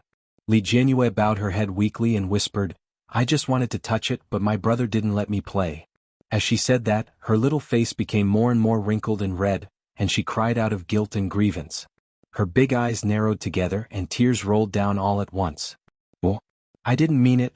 Looking at Li Jianxian, he found that the little guy's anger seemed to have subsided a little, but he still looked very unhappy. Li Xiqing had a headache. He held Ersu over, gently wiped her tears and whispered, "Want to play with your brothers?" Ersu sniffed and her crying stopped a little. She nodded and said, "Yes. Go apologize to your brother." Li Jianyue heard that, climbed down from Li Xiqing, walked to Li Jianxian's side and said in a choked voice, "Brother, I'm sorry." Li Jianxian's anger had subsided a lot. When he heard what she said, his face was still stiff. He looked at her and said with some disgust, "Don't cry. You're so ugly." When Li Jianyue heard that, she pouted and pretended to cry again. Li Jianxian's little face became even more disgusted and he shouted, "If you cry again, I won't play with you anymore." These words scared Li Jianyue so much that she quickly stopped crying. She didn't dare to cry anymore. Li Jianxian was more sensible and smart than many children of his age. He was so thoughtful at such a young age. It seemed that it was good to be raised by his grandfather. Li Mosen and Li Jianxian spent more time with their grandfather, while Li Jianyue often played with Qin Shuhua. The little girl was like a little princess. Although she was smart and sensible compared to the two boys, she was more delicate. The little guy wanted to play with his brothers. Maybe it would be better, Li Xiqing thought for a moment, clapped his hands at them and said, "Tomorrow, Dad will make a beautiful one for you. Now, pick up the blocks on the ground first and we will continue to build them tomorrow." Chapter 721. Li Jianxian did not speak and got out of bed to help. Li Jianrui followed behind and squatted down to help pick it up. She said to Li Mosen, "Brother Mosen, I'm sorry. It's Ursa's fault. I knocked it down." The expression on Li Mosen's face was much better. He smiled at Li Jianrui and reached out to wipe her face. "It doesn't matter. Let's play together tomorrow," he said and turned his head to look at Li Jianxian. "Okay, Desu?" Li Jianxian picked up the building blocks and said coolly without looking up, "Then she has to be obedient. She has to promise not to destroy or cry before she can play with us." Li Jianrui heard this and nodded. "I won't cry. I'll be obedient. Brother is the best." Li Jianxian snorted softly, but his lips were slightly raised. It was very shallow, but it could not hide from Li Xiqing's vicious eyes. Li Xiqing couldn't help but smile. He was a little helpless with his son. When he was a child he was not so arrogant, was he? TSK, he must have inherited it from his mother. Watching the children pack up the building blocks, Li Xiqing put the box in the corner of the room, then turned off the light and walked out. Finally, he could go back. Hey, it's really not easy to raise a child. It's even more difficult to want to raise a child and have a world of two. Li Xiqing's feeling when he was just hit was completely gone. At this moment, there was only a deep sense of helplessness. Opening the door, the room was dark and the lights were not turned on. After locking the door and making sure that the children could not open the door by themselves, he reached out to turn on the light. At the same time, a shadow appeared in front of him. It looked like he was creeping closer and he seemed to be wearing very little. Li Xiqing took his hand back and looked at her with his lips slightly raised. Su Qinxi walked over quietly. When she was about to touch him, the man in front of her suddenly rushed toward her. Su Qinxi exclaimed and then heard his low voice, "What are you playing at?" As he said that, his big hand touched her body, which was only wearing a chiffon. Wherever he went, Su Qinxi couldn't help but tremble slightly. She whispered, "Can you see clearly at night?" "I can't see it clearly, but I can see and touch it." Li Xiqing pressed her against the wall and squeezed his thigh between her legs. Holding her, his big hand stroked under her waist. There was only a small piece of fabric between them. Li Xiqing's eyes in the dark night seemed to be refracted by the light, which was particularly eye-catching in the dark night. He chuckled softly and his voice was soft and gentle as he said slowly, "I like it very much." Su Qinxi's face was burning, but it was so dark that she was sure he could not see her expression. Reaching out, she grabbed his large hand and placed it on her chest. She whispered, "I heard that men like to play with excitement." Li Xiqing chuckled, leaned against her neck and gently rubbed it. Feeling her sensitive shiver, he felt indescribably satisfied. He said softly, "This is not exciting. How about something new?" Su Qinxi blushed even more. She opened her big round eyes in the dark and asked weakly, "What's new?" Chapter 722. Su Qinxi blushed and was hugged by him to take a shower. However, he soon became naughty. He grabbed her hand and felt it all over his body, up and down. Su Qinxi closed her eyes and tried not to look at him. However, her hand was grabbed. She turned to look at him in disbelief, but he lowered his head and kissed her. Gently moving down, his lips against her skin, he whispered, "Mrs. Li, it's my turn. Be good. Today is my birthday." Su Qinxi blushed. "No, last time when we were watching the stars you said no too. Didn't it work out in the end?" Su Qinxi blushed and tried to push him away, but she could not move at all. Being guided, she slowly squatted down. Ancient cities had always been tourist attractions. Whether it was Phoenix in Hunan, Shangqiu in Hunan, or Pingyao in Shaanxi, the most famous one in China should be Lijiang in Yunnan. At the same time there were also many hotels and inns in Lijiang. All kinds of very ethnic pendants and streets were across Lijiang. On the day of September 30th, the inns located not far from Lijiang's Bar Street were all full. However, there was an inn called Elegant Solitude with only a few customers. A young man and a woman wearing glasses and hats walked in. The man was carrying a large backpack on his back, and the woman was carrying a large suitcase. When the wheels of the suitcase rolled, the sound was very loud. Soon it woke up the lazy boss who was lying on the counter. The young man looked very tall and strong. He was wearing a platinum chain around his neck. It was hard to see what the pattern was, but it looked like a fat sheep that was easy to be slaughtered. The boss glanced at them and asked lazily, "Do you want to stay?" "Yes, but our wallets are in my wife's bag. It was stolen when we came. Can we stay without ID?" The man's voice was a bit hoarse, and it seemed that his throat was not very good. The boss glanced at them lazily and said, "Why are you wearing glasses and hats? Are you celebrities afraid of being seen?" As he said that, he sneered and said, "You can stay here, but you'll have to pay more. Normally, people here charge 380 per night, but you'll have to pay 500. You'll have to pay a night's deposit and I'll return it to you when you check out. 3 meals will be included. You can eat at the cafeteria or have it delivered to you. How long are you staying? 500 yuan for a shop like this? Are you trying to cheat me?" The woman's temper was obviously a bit bad as she shouted, "You don't have to stay here if you think it's expensive, but you can't stay in other hotels without ID cards. What if you're illegal immigrants or wanted criminals? We also have to bear the risk." Speaking of this, the woman's face changed slightly. Just as she was about to say something, the young man gently pushed her away and said, "We'll stay here for a week. We'll leave after the National Day. How much will we pay you? We don't have much money left. Please give us a discount." "All right, 8 days, a total of 4,000. Give me 3,500 and that's it. Give me 4,000 now and I'll give you 500 later." After paying the money and taking the key, the young man and woman carried their luggage to the guest room on the 3rd floor. Chapter 723. Bo Xiao glanced at his wallet and his face was not very good. He said, "More than 3,000, it should be enough for a while." We've been cheated a lot. What should we do next? Do we really have to stay here for a week?" Rong Anna looked angry. "I'm so angry. 100 is enough for such a shop. This person is clearly cheating us. I'm so angry. Go take a shower first. Later we'll go to the bar. When this deal is successful we'll have money and then we'll go to Myanmar." "Oh, snake. Shoo, go take a shower." Bo Xiao gently pushed her. "Check if there are any surveillance cameras. Be careful." But Rong Anna did not leave. The more she thought about it, the sadder she felt. She looked up at him with unspeakable grievances. "Xiao, let's turn ourselves in. I don't want to live like this anymore. If we turn ourselves in now we may be sentenced to a few years less. Anna, do you want us to walk into the trap?" Bo Xiao was obviously a little shocked. Looking at Rong Anna in front of him, he was a little emotional and said, "Do you think we can come back if we hit the muzzle in this situation? How many people have we killed? The list has been found. If we go back at this time, what awaits us can only be the death penalty." His voice was a little loud and Rong Anna was frightened. She covered his mouth and listened carefully outside. Sure enough, there was a very loud voice. She immediately shouted, "Oh, this scene is too difficult. If I can't recite the lines, will the director scold me?" The people passing by immediately stopped their hands that were about to call the police.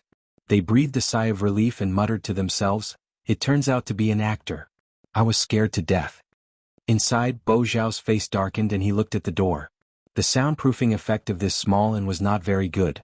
The environment was comfortable and clean, but the overall style was elegant and beautiful. In fact, there was no equipment worth the price. The reason why they chose this place was precisely because it was dark here. If something really happened, the owner probably would not dare to call the police. Hearing the footsteps outside go away, Bo Xiao and Rong Anna relaxed. Rong Anna looked at Bo Xiao, and there was some pleading in her eyes. "Anyway, don't get excited. Don't beat the grass and scare the snake. Settle down first, find a partner, hand over the goods, get the money and we'll go." Bo Xiao was a little reluctant. He shook his head and said with an obvious anger on his face, "Yes, after finishing this task, we will go out and lie low for a while. But we will come back sooner or later. Li Xiqing colluded with Tang Menjing to frame us. The Bo group has been destroyed and my father is in prison. Now we can't even go home. It's all their fault. Seeing the ruthlessness in Bo Zhao's eyes, Rong Anna's eyes were full of pity. She whispered, Xiao, in fact it is not their fault. We pushed Li Xiqing too hard. If we did not want to kill Su Qianxi again and again, maybe he would not be so cruel to us. If we were friends with him at the beginning and then pulled him into our camp, maybe, what's the use of saying this now? Bo Zhao's face was cold. I have already dealt with Tang Menjing. I asked someone to draw an X on her face. She was burned by fire 4 years ago, and she uses makeup to cover the scar every day. Now she can't even put on makeup. Next it's Li Xiqing. Chapter 724. Bo Zhao's face and voice were full of hatred. Rong Anna looked at him and subconsciously put her hand on her abdomen, feeling more and more sad. Why on earth did they have to be reduced to such a state? Really, so tired? Su Qianxi was tormented by someone with the excuse of her annual birthday. She did not fall asleep until late at night. When she was sleeping soundly, she felt restless hands wandering around her body. Frowning, she reached out and slapped it, saying coquettishly, "Stop it." However, Li Xiqing did not stop at all. He lifted her legs and lowered his body. Su Qianxi pouted in a daze. When she opened her eyes, she was already attacked by him. Unprepared, Su Qianxi let out a soft moan from her throat. The king-sized bed swayed gently with his penetration, like a surging wave. Under his repeated force, Su Qianxi once again felt refreshed. When she woke up again, it was already afternoon. Su Qianxi was still in a daze. Seeing that it was already past 1 p.m., she was startled and woke up. Li Xiqing was sleeping next to her. Noticing her big reaction, he reached out and pressed her down, saying, "Aren't you tired? Sleep a little longer. It's already afternoon and you're still sleeping. If people know, we will be laughed at." Su Qianxi wiped her face and lifted the quilt to get out. However, seeing the marks on her body, she even wanted to kill Li Xiqing. Seeing her expression, Li Xiqing chuckled and said, "What's so funny? It's said that absence makes the heart grow fonder. I haven't been home for more than 4 years and I've only been back for more than half a month. Can't we have some love?" "Love?" Su Qianxi blushed and kicked him. "It's all because of you. You're so energetic. Why don't we all stay in the room today? Get out." "Okay." Li Xiqing's dark eyes were deeper. With a smile, he turned her over and whispered, "Continue to get out?" Su Qianxi's face was even redder. Staring at him, she complained, "How can you be so energetic? Did you sleep?" "Yes, I woke up when you woke up." Li Xiqing held her, unwilling to let go. Gazing at her deeply, he whispered, "Why don't we move back to the villa we used to live in? It's too inconvenient to live in the old house." The biggest inconvenience was that he couldn't use the balcony, kitchen, living room, and sofa. Thinking about it, his eyes became darker and he kissed her lips. "Wait a minute, let's tell Grandpa and then we'll pack up and move back?" "But what about the children?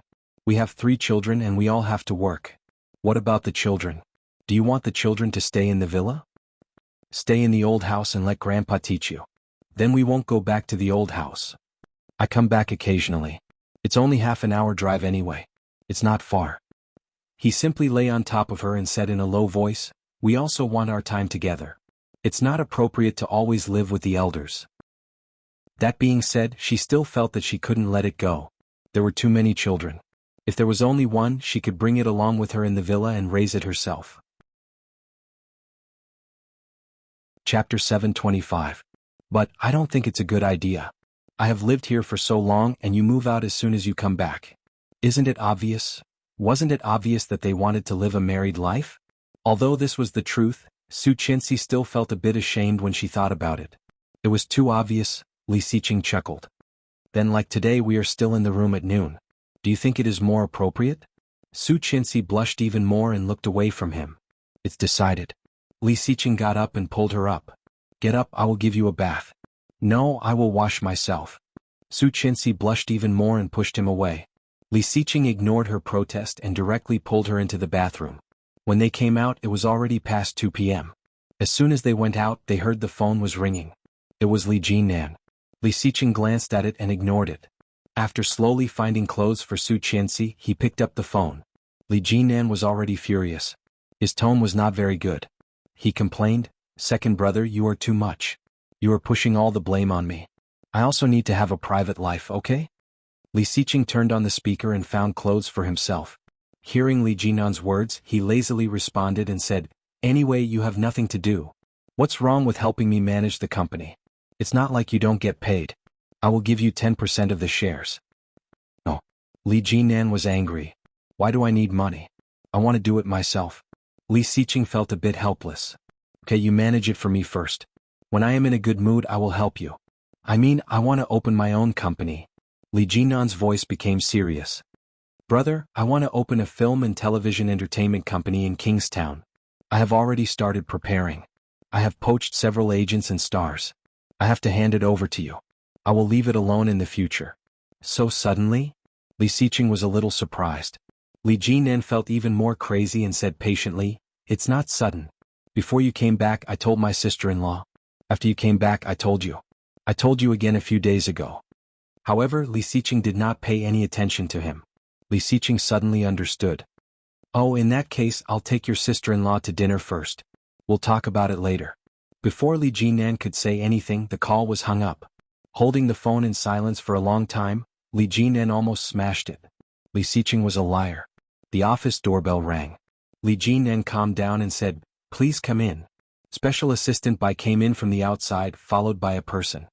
He said to Li Jinan, Vice President Mira is here. Mira was one of the managers that Li Jinan had poached with a large sum of money. It was said that every artist that he signed could be made famous. He was known as one of the top managers in the industry. However, Mira had a weird personality. Many people weren't willing to work with him. That was how Li Jinan had managed to take advantage of the situation. Come in. Li Jinan stood up and tidied himself up before looking at the door. Special Assistant Bai was followed by a man who was gorgeously dressed. Chapter 726. When Mira saw Li Jinan, his eyes lit up and he said in surprise, aren't you the handsome guy I met at the Dongfang Hotel last time? Oh my god, you are the boss of NC Entertainment? You are so young. His voice was sharp and it sounded like he was surprised. Li Jinan had already felt that the man looked a little familiar. When he heard the man speak, he immediately remembered where he had come from. Last time in the hotel, he was hugged by a woman and called another man's name. This person seemed to be the woman's friend. A coquettish gay? Li Jinan was speechless. He looked at Mira and nodded. Hello, I am Li Jinan. I am Li Jinan, not Li Jinan. This was the most positive and confident self-introduction. Hearing this deep, magnetic voice, Mira felt even more excited.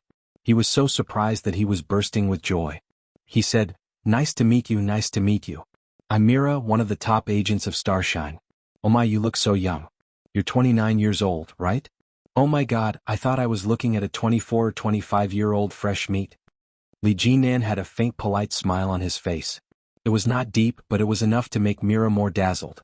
If you come to the entertainment circle, you will definitely attract a lot of boys and girls. In the most popular saying, you can obviously rely on your face to make a living, but you choose to rely on your talent. Mira did not hide his compliment and handed out his business card. This is my business card. It's the first time we meet. Please take care of me in the future. Li Jinan felt that he could not continue the conversation. After a few greetings, he excused himself and let Mira go. Today was September 30th. It was going to be the National Day holiday. Li Jinan felt tired both mentally and physically. He took a long sigh of relief and called a meeting with the company's top executives. He was busy until the evening before he returned to his villa. The villa was empty and only Nanny Rong was at home. Nanny Rong put the prepared food on the table. When she saw him coming back she shouted, Third Master, you are back. The food is hot. Eat first. Li Jinan looked at Nanny Rong and said softly, didn't I tell you to go home early? Why did you come over to help me cook? Go home early. It's getting late. That won't do. Your mother told me to take good care of you. I'm just cooking a meal. Come eat it while it's hot. Thank you, Nanny Rong. Li Jinan didn't decline. After dinner, Nanny Rong washed the dishes and hung them out to dry before heading home. After Li Jinan took a shower and changed his clothes, he faced the empty villa. His mind subconsciously thought back to the time when he was still in the old mansion. The two babies often cried. Su Chenxi and her mother held one each and comforted them anxiously. Li Jinan watched her gradually wither from a delicate flower in the palm of Li Xiqing, but there was nothing he could do. Perhaps he was trying to escape or perhaps he couldn't bear it. Li Jinan moved out of the old house. He was afraid that he couldn't help but love the poor little widow on behalf of his dead brother. Fortunately he came back. This was the best outcome, wasn't it? Ding dong.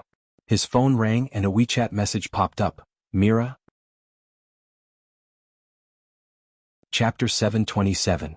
Yu? The college girl who was drunk and called him Brother Luo, and in the bathroom last time? In the photo it was a girl with long hair who looked pure and lovely. Her eyes were open as if they could speak. It turned out that she was an actress? Mira, good actress, good singing, pure and sharp. Graduated from art school, 22 years old, 168 centimeters tall. Li Jinan replied, you decide. Mira, okay, October 1st. On the first day of the National Day holiday, Su Chinsi had promised the children to take them to the Maldives, so she had to get up early in the morning to prepare. Lu Sa had packed the luggage, booked the tickets and booked the hotel. The flight was at 10 a.m. However, things did not go as she wished. Last night, because of what happened the day before yesterday, Su Chinsi strictly stopped him from doing anything bad. Li Siqing agreed, but the aftermath was that he pestered her early in the morning and would not let her go. When she woke up and was about to freshen up, he took her in his arms, kissing and hugging her. He was rubbing all over her body, trying to arouse her. However, Su Chinsi was a very principled person. She pushed him away and warned, go away. I have to prepare for the trip to the Maldives later. Let's go later. Li Siqing hugged her and looked at her pleadingly. His dark and deep eyes flashed with an indecipherable look. Honey, I want to. When Su Chinsi was about to speak, her lips were covered by his. Struggling, she turned her head and yelled, go away. At the same time she stretched out her leg and kicked. Unfortunately, her knee hit the man's weakest and most important part.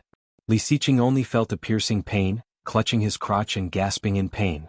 Su Chinsi was shocked and exclaimed, honey, are you okay? It hurts.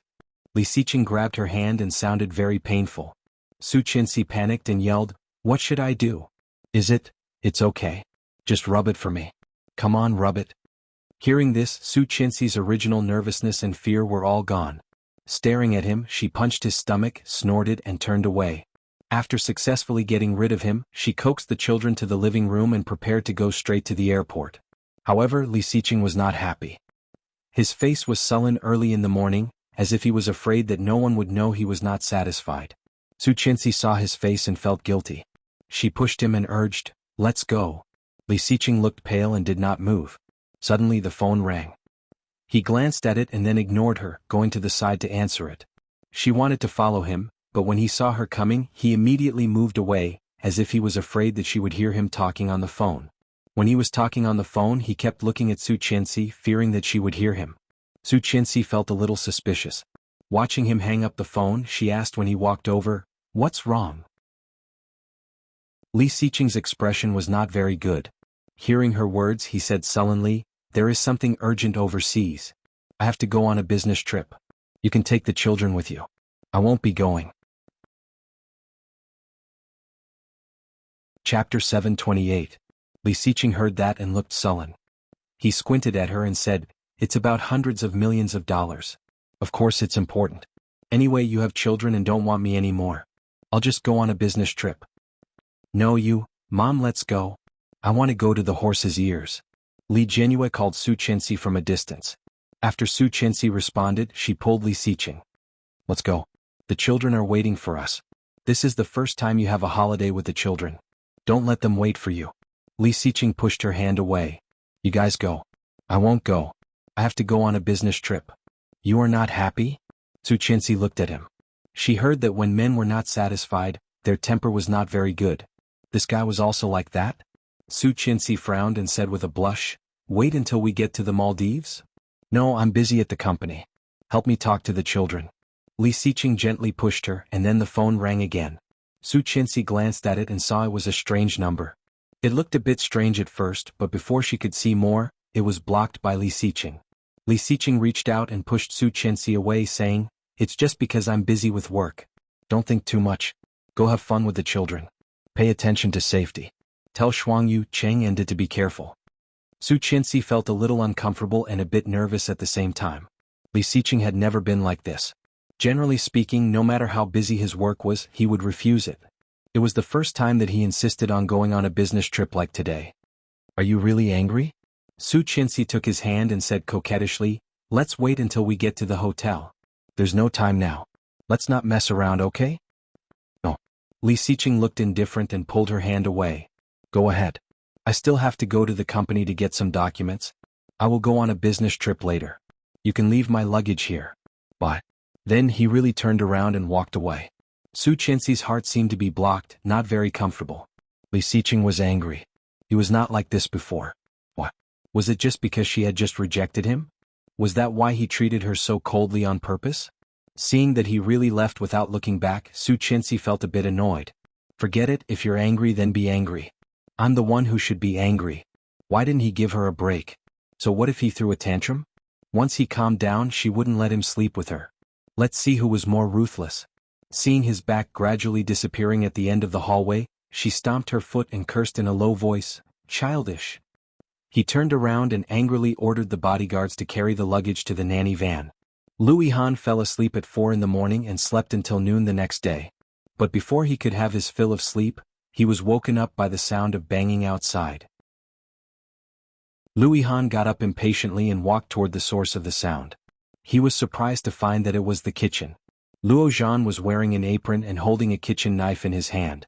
He couldn't bear to look at it and stood aside, watching the big crabs in the pool struggling to escape. Louis Han chuckled and asked, "What are you doing?" Luo Zhan heard his voice and looked a bit embarrassed. His voice was a bit weak. "I'm cooking." Chapter 729. Luo Zhan said. "No, I'm learning." Louis Han could not bear to look at him and went to look at his ingredients. "Fried crab in the shelter?" Luo Zhan was shocked. "How did you know?" Louis Han squinted at him and snorted.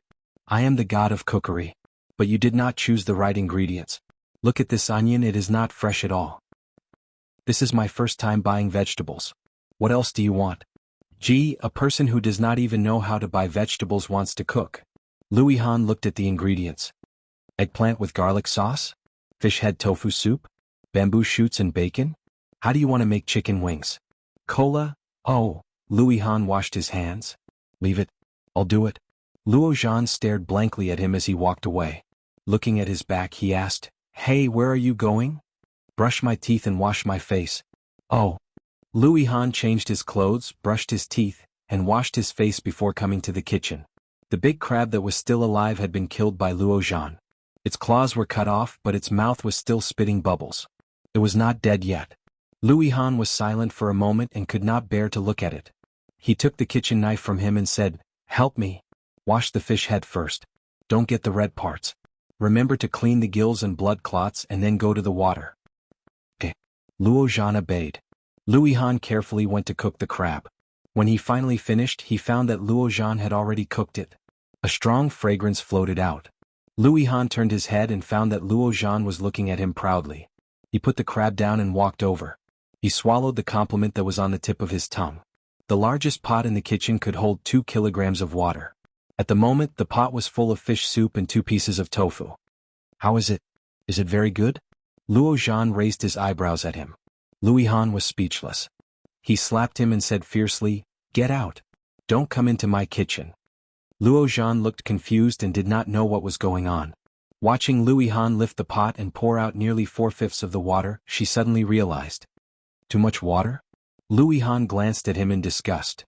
"Idiot, don't tell anyone that you know me." Luo Zhan silently retreated to the side and had to do something else to pass the time. About 40 minutes later, Louis Han was done cooking. When it was done, Louis Han suddenly came back to his senses and said, "Oh no, I haven't cooked yet."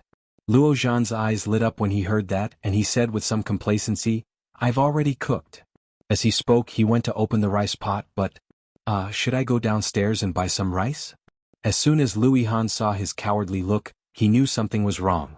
He went forward to take a look and realized that it wasn't rice at all.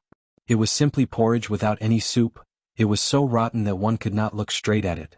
Louis Han was completely defeated by him. With a dark face he said, "Without me you won't be able to survive." This sentence inexplicably caused Luo Zhan's heartbeat to suddenly accelerate. This sentence? What did he mean? Louis Han did not notice Luo Zhan's strangeness behind him. He picked up the rotten rice and said helplessly, "With some improvement it can still be eaten as porridge. Go boil some water." When Luo Zhan heard this, his face burned even more. he tried to be casual and responded, "Oh." Chapter 730. Luo Zhan sneered. "You are useless. I'm just not good at it. Let's compete in something else. Like cleaning? Or dressing up? Chasing girls?" Louis Han took out the rice from the pot and raised his eyebrows. "It seems that there is nothing you are good at." Luo Zhan was silent for a moment and said, "I can play basketball, badminton, tennis, volleyball, running, I can do all of them. How about swimming, weightlifting, push-ups and sit-ups?" Luo Zhan was speechless. Kill. Luo Zhan decided to ignore him. After washing his hands, he went to set the table. When Louis Han finally made the porridge, many of the fried crabs on the table had been eaten by Luo Zhan. Louis Han came up with a helpless face and reached out to grab the crab pincer that Luo Zhan had just picked up. After the meal, Luo Zhan consciously went to wash the dishes. After cleaning up everything, he came out again and found that Louis Han had fallen asleep. At this moment, Louis Han was half leaning on the bed, one foot on the sofa, one hand on the armrest, the other on the back of the chair, his head leaning against the corner of the sofa, eyes closed, breathing evenly. Luo Zhan looked at his face and unconsciously slowed down. Walking forward slowly, Luo Zhan looked at Louis Han's face and subconsciously held his breath. Louis Han was really good-looking. Louis Han's lines were strong and sunny. Whether in terms of ability or appearance, Louis Han was absolutely outstanding. But he fell in love with someone he shouldn't have. Luo Zhan had some sympathy in his heart. He took the blanket next to the sofa and covered him. His body slightly leaned down and inadvertently, Louis Han's breath blew on his face. It was ticklish and a little provocative. Luo Zhan's heart suddenly jumped, and even he felt caught off guard. However, his body seemed to be unable to move. Luo Zhan looked at the man in front of him, slightly bent down and gently, slowly approached. Louis Han's eyelashes were thick and slender. At this moment, his eyes were closed and his long eyelashes were hanging down, casting on his white skin, looking very beautiful. Slowly approaching, Luo Zhan only felt a softness on his lips, and an indescribable strange feeling made all the hair on his body stand up. Suddenly getting up, Luo Zhan took a big step back and looked at him incredulously. Turning around, he immediately turned to the side of the corridor to hide. What was he doing? "What are you doing?" "Luo Zhan, you're crazy." Luo Zhan's heart was beating fast. He quickly returned to the room and closed the door. Then he leaned against the door and gasped for breath. "Crazy, crazy, really crazy." On the sofa, Louis Han's eyelashes fluttered, and then he opened his eyes. Seeing the direction where Luo Zhan was hiding, she subconsciously reached out and touched her lips. "Was that Luo Zhan?" Louis Han blinked in disbelief. This Luo Zhan who kept saying that he liked women as a straight man actually secretly kissed him? Luo Zhan actually liked men? Louis Han was alarmed. He suddenly got up, threw the blanket off his body and walked into his room. They had been living together for more than 3 years, and Luo Zhan had never revealed anything. Unexpectedly, he had actually lived with a homosexual for so long? What should he do now? Louis Han's heart was in turmoil. As smart as he was, he didn't know what to do. Chapter 731. Was he going to drive him away? Louis Han's heart was in a mess. No wonder Luo Zhan was 30 years old and had not had a girlfriend until now. It was no wonder that he often looked at her with a strange gaze. No wonder Louis Han felt as if he had figured everything out, but at the same time he also felt a bit of a headache. What the hell was this? A good friend who had lived with him for more than 3 years actually kissed him secretly? This situation could not be regarded as an accident, right? Louis Han patted his head in distress. Finally he sighed, packed his luggage and went out the door. Luo Zhan heard the sound of the door being closed, leaned against the door, and there was some indescribable disappointment in his heart. He seemed to be bent. Su Chenxi brought 3 bodyguards, Shuangyu, Cheng and Da. When she arrived at the Maldives with the children, they were a little sleepy and disinterested. Checking into the hotel, Su Chenxi arranged for the 3 little guys and Shuangyu to stay in a double room, and Cheng and Da to stay in another room. The children were all sleepy, so she let them take a nap and went to her room to call Li Xiqing. There was no answer, and the mechanical female voice reminded her that the phone was turned off. Su Chenxi's little face was wrinkled and she was in a bad mood. Li Xiqing actually turned off his phone. Had he already boarded the plane? Was he really angry? Su Chenxi suddenly felt a little regretful. If she had known, she would have followed him and asked him to turn down his work or stay with him. If she had not refused him in the morning, she would not be so worried now. After making a few more calls and confirming that his phone was turned off, Su Qianxi simply stopped calling, but her mood was extremely low. The children slept until 3 or 4 o'clock in the afternoon. Waking them up to change, the bodyguards took the children to play. Su Qianxi was not interested, holding the phone and waiting for Li Xiqing's call. However, she did not get a call from Li Xiqing, but a very unexpected message from a person. Louis Han, where did you go? Su Qianxi, Maldives, Louis Han. I saw Li Xiqing at the airport but I didn't see you. Are you not together? Seeing this message, Su Qianxi felt even more depressed. She replied, he is going on a business trip, not with me. Louis Han. Picture. Su Qianxi clicked on the picture, and Li Xiqing was there hugging a beautiful woman with blonde hair and blue eyes. Seeing this picture, Su Qianxi's heart was in her throat. Startled, he stood up abruptly. The gloominess and worry in his heart instantly turned into anger. Su Qianxi, what does that mean? What was he doing? Louis Han, welcome the guests from afar. They have already left the airport. She felt even worse. Exiting the page, she dialed Li Xiqing's number. Shut down. What was going on? How could this be? He had lied to her? Why? Su Qianxi's heart felt like it was blocked by a big stone, and she couldn't breathe smoothly. Su Qianxi, what are you doing at the airport? Louis Han, going to Ireland for a business trip for a while. Ireland? He had said that he would prepare a grand wedding for her in Ireland. Chapter 732. Why was this happening? Could it be that Li Xiqing had changed his mind and did not want to give her a wedding? That was also true. After all, she had been out for so many years. No matter how great her passion was, it had been worn out. She should have thought of it long ago. However, wasn't he fine a few days ago? Was it just because of her rejection in the morning that he was angry so he suddenly became cold to her? It didn't make sense. However, Su Qianxi could not find any suitable explanation to explain his sudden lie and his sudden abnormality. Su Qianxi held the phone, and her heart was indescribably complicated. What was going on? She called Li Xiqing again, but the result was still the same. The children were running around on the beach and playing very happily, but Su Qianxi's heart was indescribably complicated. What was this? He suddenly changed. What did this mean? A gust of wind blew, and Su Qianxi's heart was blown into pieces. Her heart was slightly sour. If he really had a change of heart, what should she do? Su Qianxi sadly found that she did not have a sense of security at all. For 4 years she had been looking forward to his return every day. Now that he was back, she felt that every day was like a dream. Now she finally felt that she had woken up from her dream. Mom, come and play. Li Jianxian ran over to Su Qianxi, took her hand and shouted, Ursu and Mosin are all there. Let's play together. Su Qianxi looked at Li Jianxian's little face, which looked very similar to Li Xiqing's, and smiled gently. She let him pull her and followed him to the beach where Li Jianyue and Mosin were. What she did not know was that a pair of eyes had been staying in the dark, faintly looking over here with ferocious hatred. His eyes swept over Su Qianxi and the 3 children. Li Xiqing was really not there. So, it was time to do it. This time, after controlling Li Xiqing's wife and children, Li Xiqing would not be happy anymore. Su Qianxi noticed that someone was staring at her, but when she looked back, she saw the bustling people on the island. It seemed that no one was specifically staring at her. Was it an illusion? She didn't mind and quickly turned around to play with the children.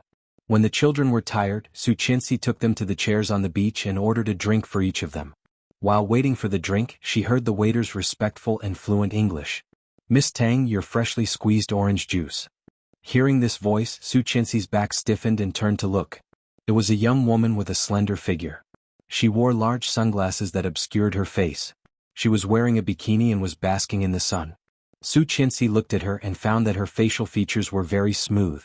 Su Qianxi took a few glances and found that his facial features were very smooth and regular.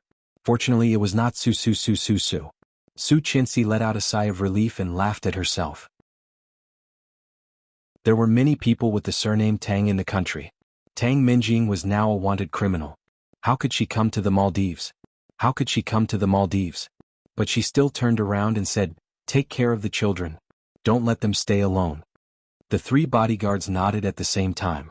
Su Qianxi bowed her head again and said to the children, remember to take care of your sister. Ursu, remember not to run around. Follow Auntie Shuangyu and Uncle Cheng and okay?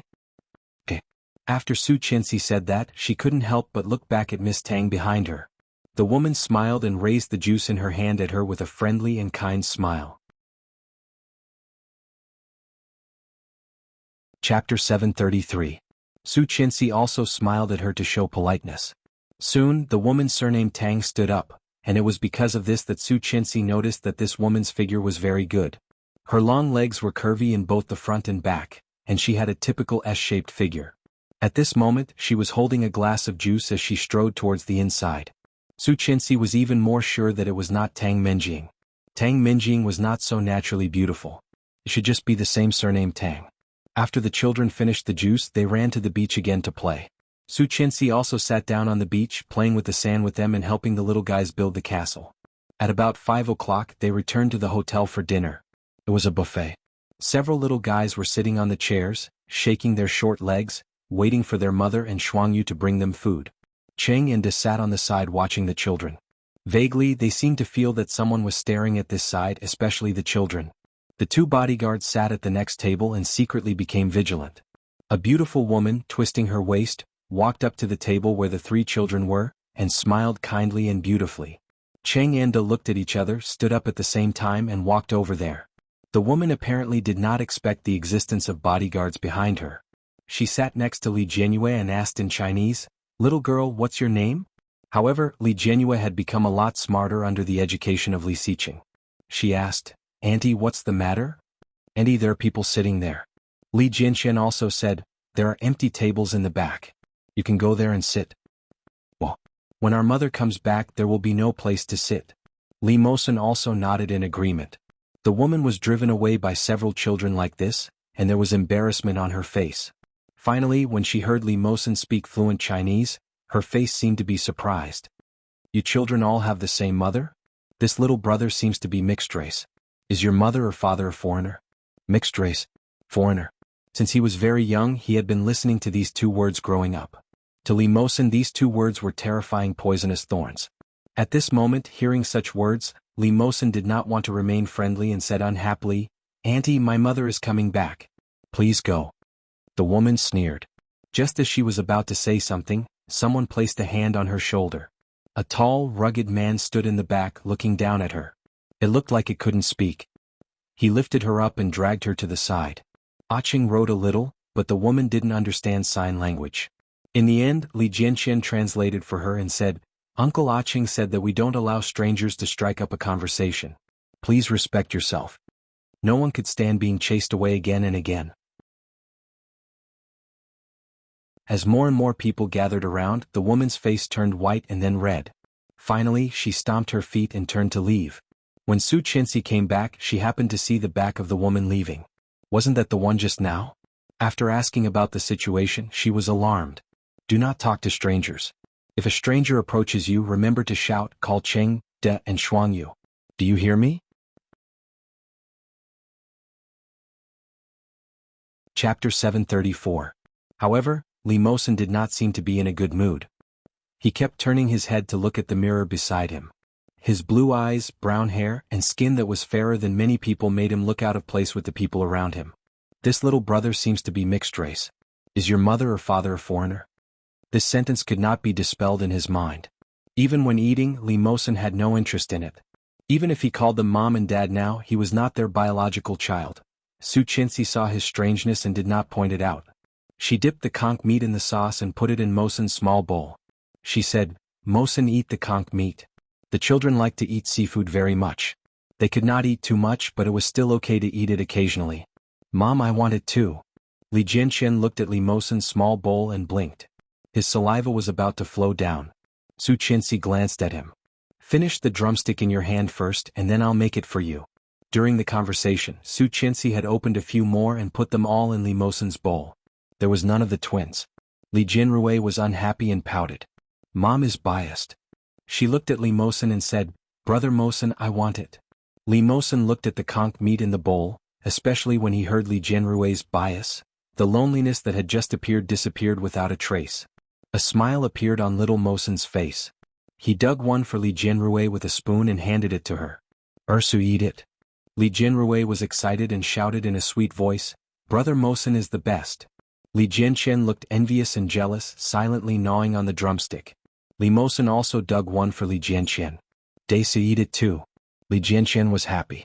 He hooked his arm and put it on Mosen's shoulder. Thank you, Mosen. Su Qianxi's lips curled up. After eating with the children, she took them to the room to play. While the children were playing, she went out of the room and picked up her mobile phone to call Li Xiqing. It took a long while for the call to go through. As soon as she did, Su Qianxi heard some noise. It sounded like they were having a dinner. His fluent English made Su Qianxi dazed and confused. She blurted out, "Aren't you on a business trip? Have you arrived?" But as soon as he asked, he immediately regretted it. What if he said it? She clearly knew that he didn't board the plane. Li Xiqing seemed to be silent for a moment, then said, "No, I met my former sister, so I changed the date. I will go on a business trip tomorrow." Are the children asleep? Not yet. It's only 8 o'clock. Oh, I forgot about the time difference. Have you eaten? Yes, when are you coming over? I'm not going. I'll go home after the business trip. I still have things to do. That's all for now. Go to bed early. Then he hung up. Su Qianxi felt empty. What was wrong with him? He had been fine in the morning. Was he so angry because of her rejection? How did this happen? He felt that in just a few hours the distance between them had widened. The sudden coldness caught her off guard. With her mind in a mess, Su Qianxi leaned against the wall, slightly dazed. After Li Xiqing hung up the phone, he picked up the phone. "Where's Qingyu?" "Boss, I'm ready." "One Lily, Mr. Li, you will make the readers think too much." Chapter 735. Well, how is the hunter's preparation? Everything is ready and ready to start at any time. Qingyu was silent for a moment and asked, "Boss, is the Bo family who was with Tang Minjing 4 years ago related to Rong Rue?" Li Xiqing stood at the door of the room holding the phone and did not speak. After a long time he said quietly, "I don't know. You can ask Rong Rue." "I know you know. Is Rong Anna Rong Rue's cousin?" "I have always known that Susu is Rong Rue's cousin. This Rong Anna is the girl who used to live in the Rong family instead of Susu, right? Because Susu's parents recognized her, the girl held a grudge, so she kidnapped Susu 4 years ago. They are the so-called drug trafficking gang, right?" Qingyu's voice was full of suspicion and fear. She asked one question after another, but she could not get an answer from Li Xiqing. Her heart was cold. Finally her throat was choked. She sighed and asked the thing she wanted to know the most. "Is Rong Rue also involved in drug trafficking?" "No." Li Xiqing only answered the last question. His deep and mellow voice made Qingyu's heart suddenly relaxed. She smiled through her tears. For the first time in her life she was so scared by herself. Li Xiqing noticed the change in her mood and finally said, "I'm hanging up." Hanging up the phone, Li Xiqing looked at the time, said goodbye to the people in the room and left. The next day he took the plane to Ireland at 5 o'clock in the morning. Qingyu had been so busy these 2 days that she didn't even have time to take off her high heels. Sitting on the sofa, she took out her cell phone and made a video call to Rong Rue, who was far away in China. However, it did not go through. She called and found that the phone was turned off. What happened? When she was thinking, the hotel doorbell suddenly rang. She asked in English, "Who is it?" It sounded like a very young man outside. He said with a smile, "Room service." This voice, shocked, Qingyu stood up from the sofa and opened the door. Rong Rue was standing outside the door with his daughter in his arms, looking at her with a smile. "Mrs. Rong, do you need room service?" She looked at him for a long while, then chuckled, stood on tiptoe and hugged him across her daughter. Rong Rue's eyes softened. He gently patted her back and asked in a low voice, "What's wrong?" Hearing this voice, she almost burst into tears. She forced herself to calm down and asked, "Why are you here?" "Your daughter misses you." Rong Rue held his daughter and let little Pan Pan face Qingyu. She was sticking out her pink tongue and reaching out to Qingyu with her little fist. Rong Rue smiled gently and looked at her with his amber eyes. He said in a low voice, "I missed you too." It was past 11 o'clock in the evening, and Louis Han was still not back. Luo Zhan tossed and turned in bed and couldn't sleep until 2 o'clock in the morning, but there was still no sign of Louis Han coming back. She picked up the phone and dialed his number, but the phone was off. What the hell? Where did this guy go? He had never stayed out so late before. Could it be that he had misunderstood? Louis Han didn't go out? Luo Zhan got up, turned on the light and went into his room. He looked around and found that everything was neatly placed, but the suitcase on the wardrobe seemed to be gone. Opening the wardrobe, he found that a lot of clothes were missing. One Lily, Mr. Luo, you scared our Henin away. Chapter 736. What did he mean? When did Louis Han leave? He even took his suitcase and clothes and did not even say anything. Did he go back to his hometown? Business trip? Or did he go on the National Day holiday? Luo Zhan only felt uncomfortable. Could it be that he found out about what happened in the afternoon? So, no way this was the first time he had committed a crime. How could he be so unlucky? Besides, he did not do it on purpose. He couldn't control himself and unconsciously, Luo Zhan felt something was wrong and picked up his phone again. After the phone could not get through, he opened WeChat and sent a message to him. Where have you been? It took more than 10 hours to travel from China to Ireland, and Ireland was 8 hours slower than China. When Louis Han received this message, he was at the airport in Dublin at 11:30 p.m. Seeing this message, Louis Han looked at it for a moment and calculated that it should be 6 o'clock in the morning in China. He sent him a location message, then put the phone away and went to find a hotel. Luo Zhan was awakened by the sound of the message. He turned over and looked at the message. After seeing that it was Ireland, his heart sank. Did he need to hide so far away? What a shame. Eyes slightly down, Luo Zhan sent him another message. What are you going to do? Travel? No reply. Luo Zhan felt cold in his heart as if he had been pinched. What to do? Louis Han seemed to have found out. What to do next? Just when Luo Zhan was at a loss, the phone suddenly rang. It was Su Qianxi. Picking up the phone, Luo Zhan said absent-mindedly, "Sister-in-law." Luo Zhan, do you know where Li Xiqing went on a business trip? Ah, he went on a business trip? Luo Zhan really did not know. He didn't tell you? Su Qianxi heard Luo Zhan's words and was slightly disappointed. No, he seems to be angry with me. He has been a bit strange since yesterday morning. Impossible, he can be angry with anyone but not you. He probably has something to do on a business trip. Don't think too much. Luo Zhan sat up straight. Did you take the children to the Maldives? Yes. You didn't go? Yes. Luo Zhan also felt a bit strange. With Li Xiqing's temper, how could he be alone when the family went to play? Frowning, Luo Zhan picked up another phone and called Li Xiqing. The phone was turned off. What was going on between Li Xiqing and Louis Han? The two of them hid at the same time? If he's on a business trip, he'll probably be on a plane. I'll ask him later. Don't scare yourself. Second brother is very capable. He'll be fine. After saying that, Luo Zhan realized that he might have missed the point, so he added, it's impossible for second brother to fool around outside. He only has you in his heart, so don't worry. Thank you, Luo Zhan. Hey, don't stand on ceremony. Be careful when you play with the kids. I'm going to take a nap. What? Yes. Hanging up the phone, she finally calmed down a bit. Even Luo Zhan said so Li Xiqing would not do anything, right? Feeling nervous, she waited for 3 days. During these 3 days, she resisted the urge to call him. She was waiting for him to calm down and call her himself. Chapter 737. This made Su Qianxi very disappointed. In the end, she could not help picking up the phone and dialing. It was 9 o'clock in the morning in the Maldives. When Li Xiqing heard the call, it rang for a long time before he picked up. Li Xiqing's voice sounded sleepy, and his voice was low and hoarse like when he just woke up. What's wrong?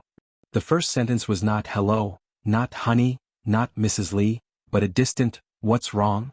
Su Qianxi heard these 3 words, and her eyes were inexplicably sore. Her throat seemed to be blocked by something and it hurt. Li Xiqing. Her voice was a bit nasal as she called him.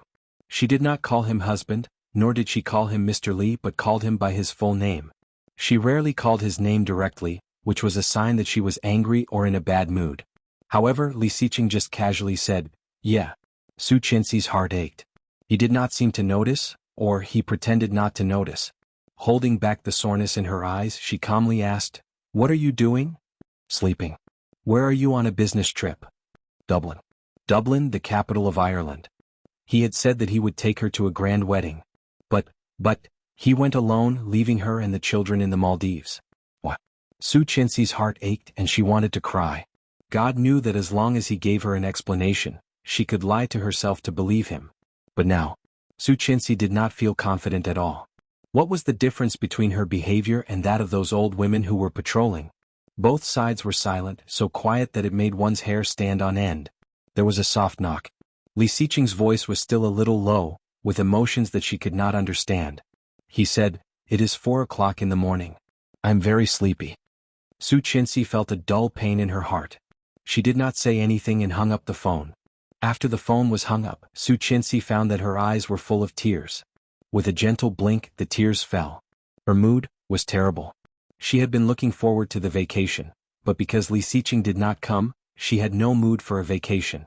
Especially now that man did not even give her a call or an explanation. Su Qinxi felt even more gloomy.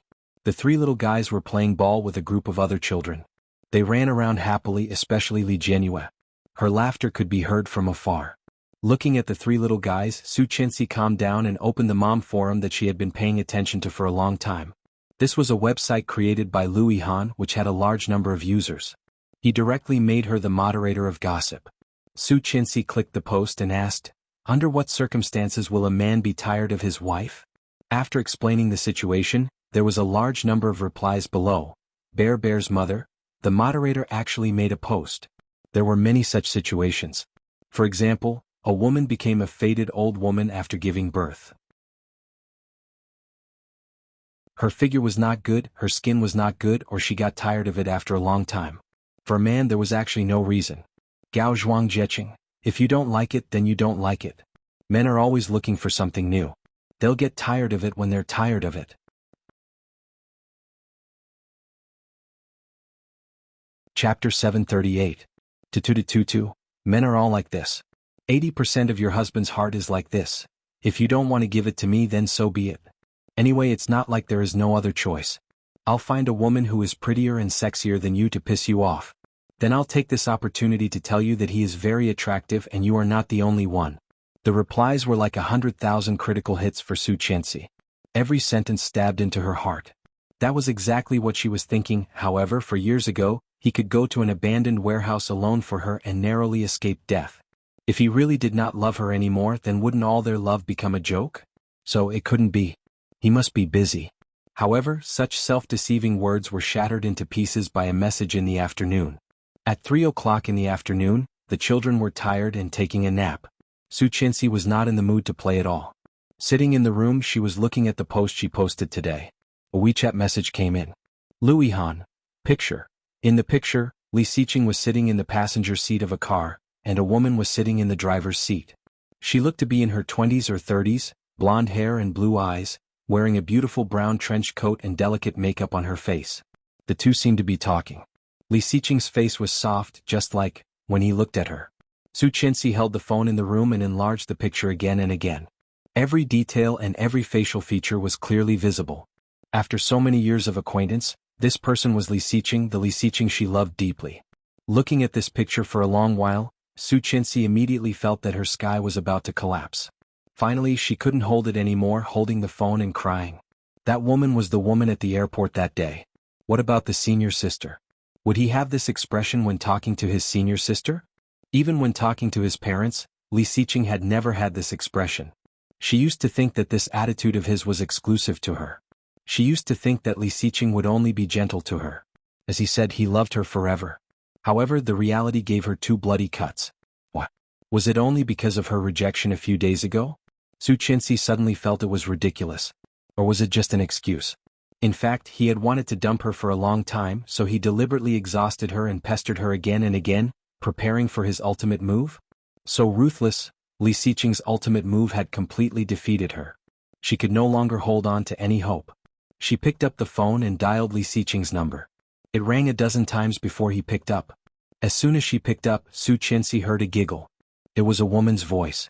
Holding back her tears, she asked in a nasal voice, "What are you doing?" "I'm busy." Li Xiqing's voice was soft, sounding no different from usual. "What's wrong?" After a moment of silence, she asked, "Li Xiqing, if you don't want to be with me anymore, remember to tell me. I won't pester you. If you have another woman outside, also remember to tell me. I wouldn't want a man with another woman." However, she could not bring herself to say the last sentence. Chapter 739. Su Qinxi's voice was nasal and sobbing. After a long silence, he said, "Don't think too much. I'm a little busy with work recently. I can't leave Dublin. I'll go back in a few days. Don't think too much. Be good. Really? Yes, really. Then what are you doing in Ireland? Su Chinsi sobbed even harder and could not help crying out loud. What's the matter? Can you just tell me? I'm here thinking about it all by myself. I'm going crazy. I can't stand it anymore. Li Siqing frowned and asked in a low voice, What's wrong with you? What happened? She suddenly did not know what to say. If she told him that it was Louis Han who told her, it would definitely hurt Louis Han. However, his heart felt terrible. She never knew that Li Siqing was such a person. His acting skills were so good, not only in front of others but also in front of her. Such a beautiful woman was sitting next to him and his expression was so gentle, but now he was telling her that he was a little busy with work. Liar. Su Chinsi, he said in a low voice. Don't overthink. I'm really busy. Then why didn't you call me? I was too busy to remember. Su Chinsi suddenly felt like laughing but she couldn't do it. In the past, no matter how busy he was, he would never forget. In the past, no matter how busy he was, he would never end the conversation first, nor would he hang up the phone first. He had changed. Not wanting to say anything more, she hung up the phone. Li Siqing called back and she immediately hung up. She thought that Li Siqing would call back. However, there was nothing left. His heart was cold and dead. This situation made her feel even worse than when they quarreled. His phone vibrated. It was WeChat. Louis Han, come to Dublin. It's not convenient for me to show up. If you have anything to say, you can say it to him face to face. Louis Han, smile, I'll pick you up when we arrive. I'm tracking down the hotel where he is staying and booked a room for you next to him. Su Chinsi felt even more ridiculous when she saw what he had said. Did Louis Han mean that he wanted her to catch them in the act? Maybe if she lived next to him, she would be able to catch him red-handed in bed? Su Chinsi, Han, I don't want to go. Louis Han, Su Chinsi, the kids are still young. I don't want to fall out with them. Louis Han, tidying herself up, she went to the children's room and rang the doorbell. Shuangyu opened the door and let her in. The children were all sleeping soundly. When Li Jianxian slept, he looked exactly like Li Siqing. They were still so young. Their 4th birthday was in 3 days and her birthday was tomorrow. From now on, I'll celebrate every birthday for you. Today is my birthday, right? Yes. If I want a birthday wish, you will grant it, right? Yes. Then you'll only celebrate my birthday in the future, okay? At that time, he looked down at her and only said one word, okay. After 4 years of separation, she had thought that he would celebrate her birthday with her this time. However, the reality was often crueler than the ideal. He was not by her side. Looking at the sleeping children, she took a deep breath after a long while. She took a deep breath, turned on her phone and booked 7 tickets to Dublin.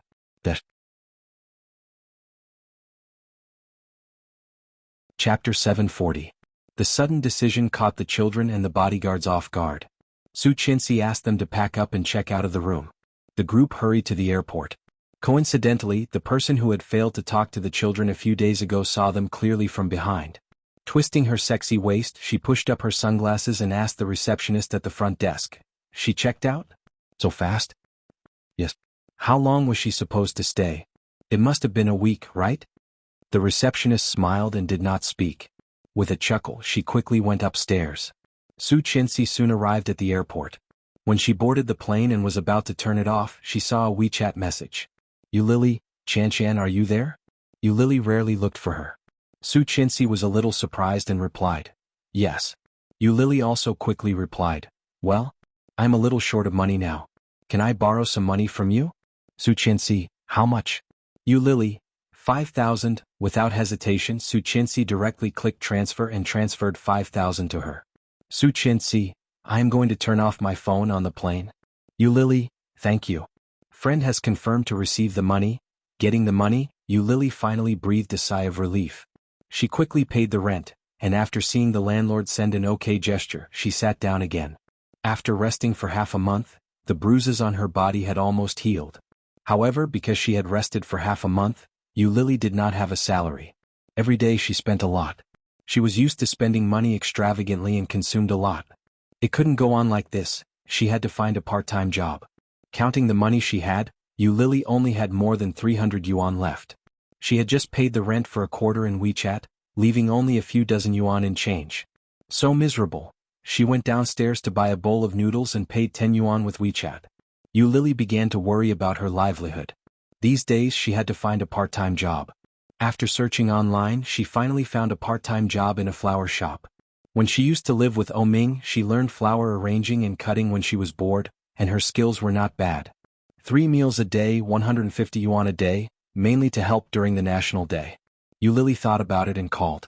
Soon, the boss informed her of the interview and asked her to go to work the next day. The shop owner was a middle-aged woman with a mild temperament. Throughout the day she had been wrapping the flowers, helping to move the flowers and trimming them. Lily was busy from 8 in the morning until the florist closed at 7 in the evening. Only then could she change her clothes and go home. As soon as she got home, Lily collapsed onto the bed. She didn't even want to take a shower. Inadvertently, she tilted her head and saw Oming's photo on the wall. Subconsciously, she thought of the last time they met.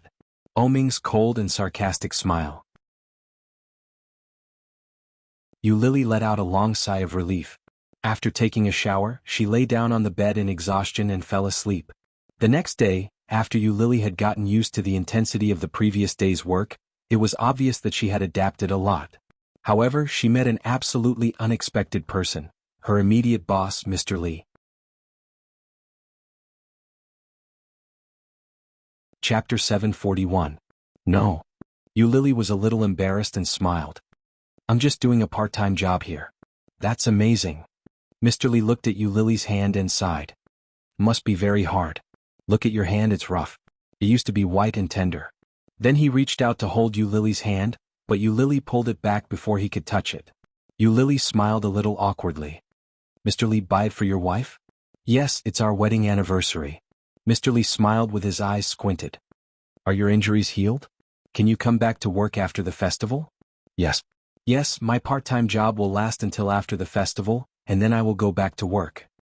Well, it's a good thing to be diligent. Work hard and I will tell you about your new position when you come back. Lily nodded and smiled while wrapping the flowers. Finally, she handed the 99 roses to him and said, It's done, Mr. Li. Thank you, thank you. Mr. Li reached out to take it. Intentionally or unintentionally, his palm touched the back of Lily's hands, and the smile on his face deepened. How much? Lily didn't care too much. 600. Mr. Li nodded and took out his wallet with the flowers. After counting, he gave Lily 600 yuan. Then he counted 300 yuan bills and put them in Lily's hand. The packaging is so good. This is your tip. Mr. Li, this? Mr. Li's smile deepened, but he quickly became angry. It's just a tip. It's normal for customers to give tips. Are you looking down on me? No, I just think it's too much, she said and was about to put it back. But Mr. Li took the opportunity to hold her hand, pushed it back and said meaningfully, You are worth the price. Before Lily had time to think, Mr. Li put her hand back and left with the flowers. You are worth the price. Lily felt that this sentence was a little strange, so she looked back at the proprietress. The proprietress also looked at Mr. Li with a strange look and asked, Who is that? My company's boss. Here, Sister Qin, this is the money he gave me. As for the tip, can we split it together? The money is for me and the tip is for you. Keep it for yourself. It's not easy for a girl like you. But as your big sister, I have to remind you that you have to be careful. He seems to like you very much. Since he has a family, you have to keep a distance from him. Of course, Lily said with a smile.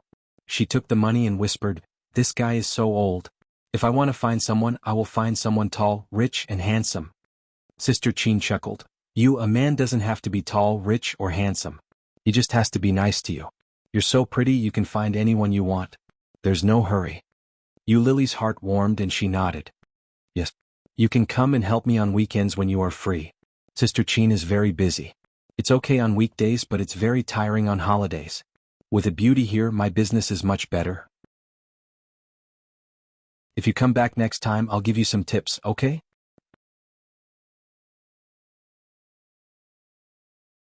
Chapter 742. Okay, then it's decided. Sister Qin happily took Lily's hand. Lily, do you have a boyfriend? You are so beautiful and have such a good personality. There must be a lot of people chasing after you. Lily smiled. No. My circle is relatively small, and I don't have a boyfriend. Do you have someone you like? She subconsciously thought of Oming's face in her mind. Lily narrowed her eyes and slowly shook her head. Not at the moment. That's great. My son is a graduate student about the same age as you. He is about to graduate. When he comes back, I will introduce him to you. Sister Chen's enthusiasm somewhat scared Yu Lily. Yu Lily smiled awkwardly. I am afraid that your son will not like me. Let's talk about it later. Sister Chen saw Yu Lily's embarrassment. The more she looked, the more she liked her. She smiled and did not tease her. Yu Lily finally breathed a sigh of relief and thought far away. I wonder how he is now. At the Dublin airport, Ming had just left the airport and saw a few familiar figures. It was actually Su Qianxi and the children. The temperature in Dublin was a bit low. Today's temperature was 10 degrees Celsius. They all looked a bit thinly dressed. Ming stopped behind and did not dare to go forward. He took a photo with his phone and sent it to Li Xiqing. He typed, "Your wife and children are all here. Did you ask them to come?" Seeing that they led them to the children's clothing store, Ming took his luggage and walked forward, carefully avoiding Su Qianxi's sight. While Su Qianxi was buying equipment for the children and changing clothes, she picked up her phone and was ready to call Li Xiqing. But she quickly changed her mind. After hanging up, she called Lu Yihan. Lu Yihan's voice sounded sleepy as if he was sleeping. Qian, I have arrived in Dublin. I just left the airport and am in the children's clothing store inside the airport. Lu Yihan was a little surprised, jumped up from the bed and asked, "Didn't you say you would not come? You changed your mind? What, you won't come to pick us up?" Su Qianxi teased. "Help me book a hotel."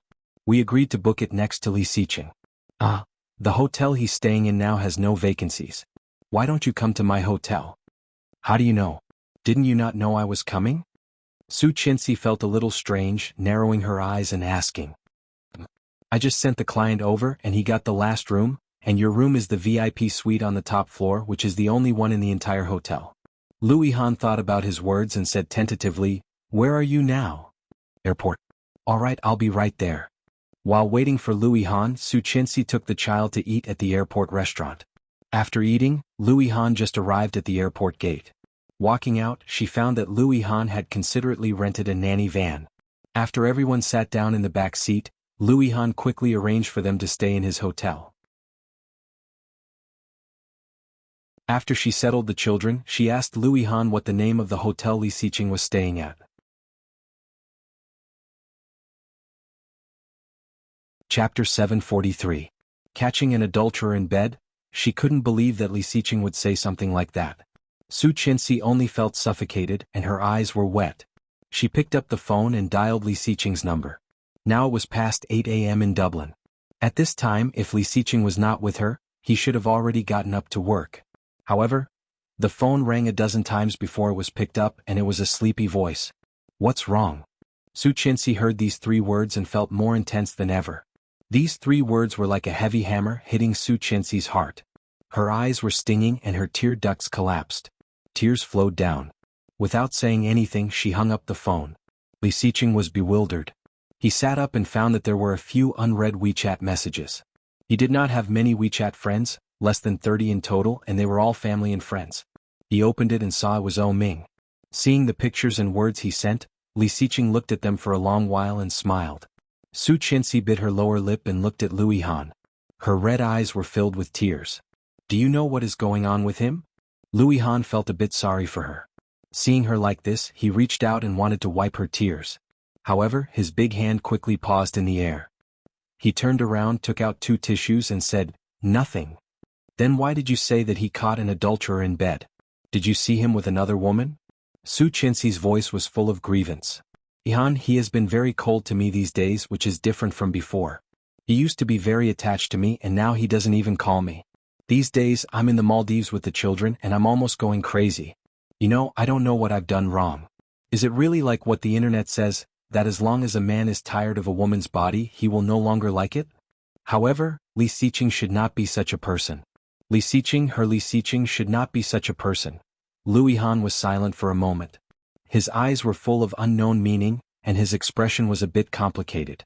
He said, "Not all men are like this." In other words, most men were like this. Disappointed, she sat on the sofa, feeling frustrated. Lu Yihan looked at her and didn't feel good either. He knew her very well. Su Qianxi had been an orphan since she was a child and had always been worried about gains and losses. Li Xiqing was too outstanding and they had been apart for 4 years. It was normal for her to feel insecure about such a man. But, unfortunately, he could no longer insert a single inch. Lu Yihan knew that. Looking down, he felt even more frustrated than Su Qianxi. Go in and sleep for a while. I'll pay attention to him. I'll call you if anything happens. The children had been on the plane for a long time and were also tired. They had already eaten and slept together. Hearing his words, she nodded and entered the room. However, he didn't sleep. Instead, he stared at the ceiling in a daze. What was she doing? Going to a foreign country to catch him in the act? Su Qianxi's heart seemed to be squeezed by something. An inexplicable thought came to her mind. She had become an old woman that Li Xiqing did not want.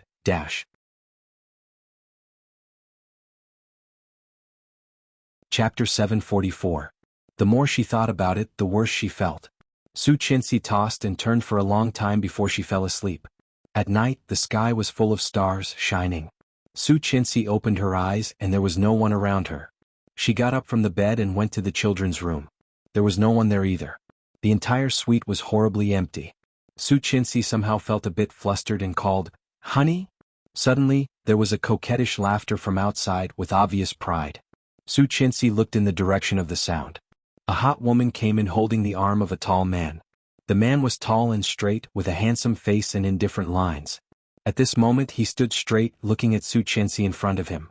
His expression was calm and indifferent. Looking at Su Qianxi, his dark and deep eyes were cold without any warmth.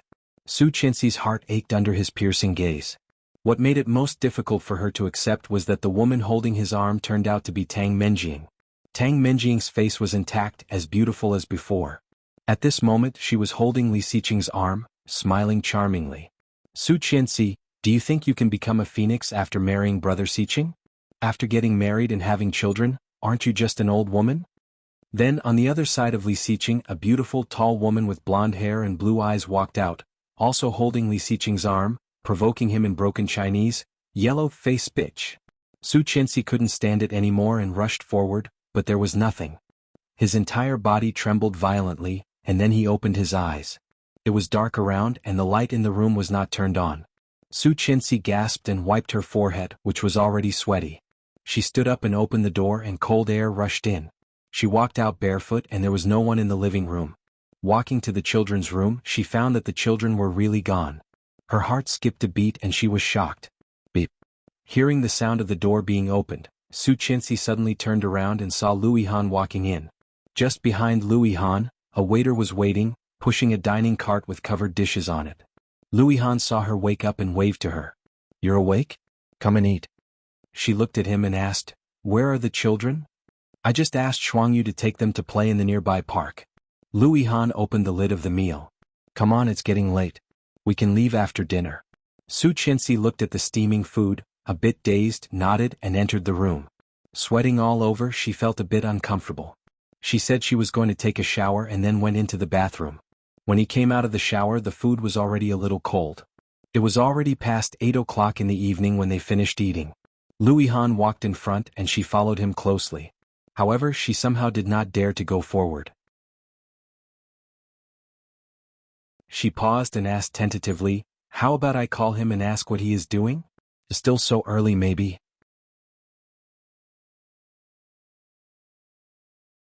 Chapter 745. Exposing Li Xiqing's true colors. Inexplicably, Su Qianxi felt that this sentence was really too much. There was a voice roaring in her heart. "You are the one who did not show your true colors." However, no matter how angry she was, she could not say a word. Throwing his hand away, she went straight to the elevator and pressed the button. Lu Yihan saw that she was not in a good mood and did not speak. Entering the elevator, she asked, "Where are Daisu and Ersu?" "Playing downstairs. Shuangyu, Cheng and are watching. It will be fine." "Okay." With them watching the children, Su Qianxi was more assured. It was a black Bentley. This model looked good, but it was not so fast. Following Lu Yihan in the car, she found that Lu Yihan had changed his car. She followed him into the car, fastened her seat belt and asked, "Where is the hotel?" Su Qianxi followed Lu Yihan into the car.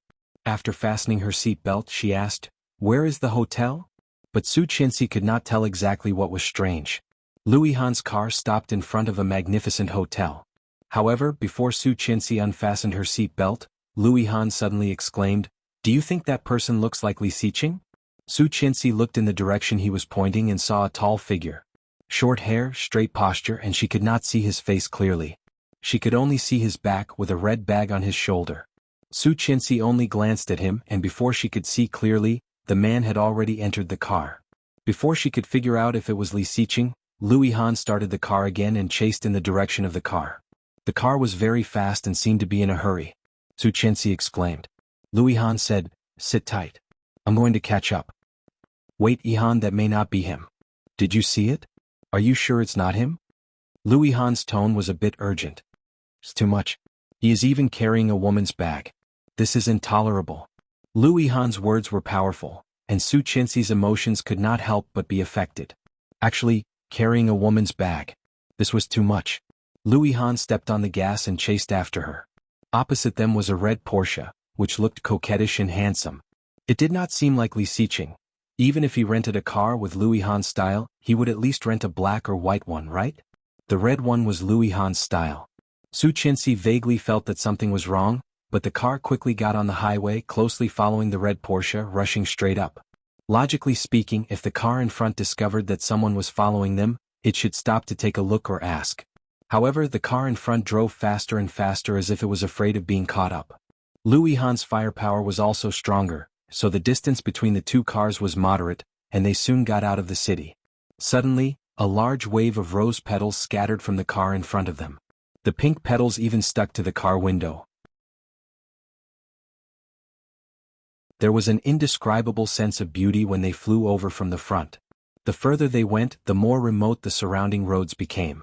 Not knowing how long the car had been driving, when Su Qianxi was about to throw up, the car in front of her suddenly stopped. The place where the car stopped was in the wilderness. The bright moon was shining, and the surroundings were covered with a layer of faint silver light. A man got out of the car in front of them. It was the tall man carrying a red bag. At this moment he turned his head and looked the most classic Irish. After getting out of the car, he smiled brightly and gave Lu Yihan a big thumbs up. Lu Yihan curled his lips and raised his eyebrows, looking at Su Qianxi. Su Qianxi was dazed. Before she spoke, the surroundings suddenly lit up with brilliant silver light. You're tuning in to the Han Li's Wuxia Adventures YouTube channel. We're so grateful for your support, and don't forget to subscribe to join us on this incredible journey through captivating stories. Your generosity through donations truly makes a world of difference, as it's the primary source of revenue that allows me to expand and enhance this channel for you. Thank you from the bottom of my heart for being a part of this adventure.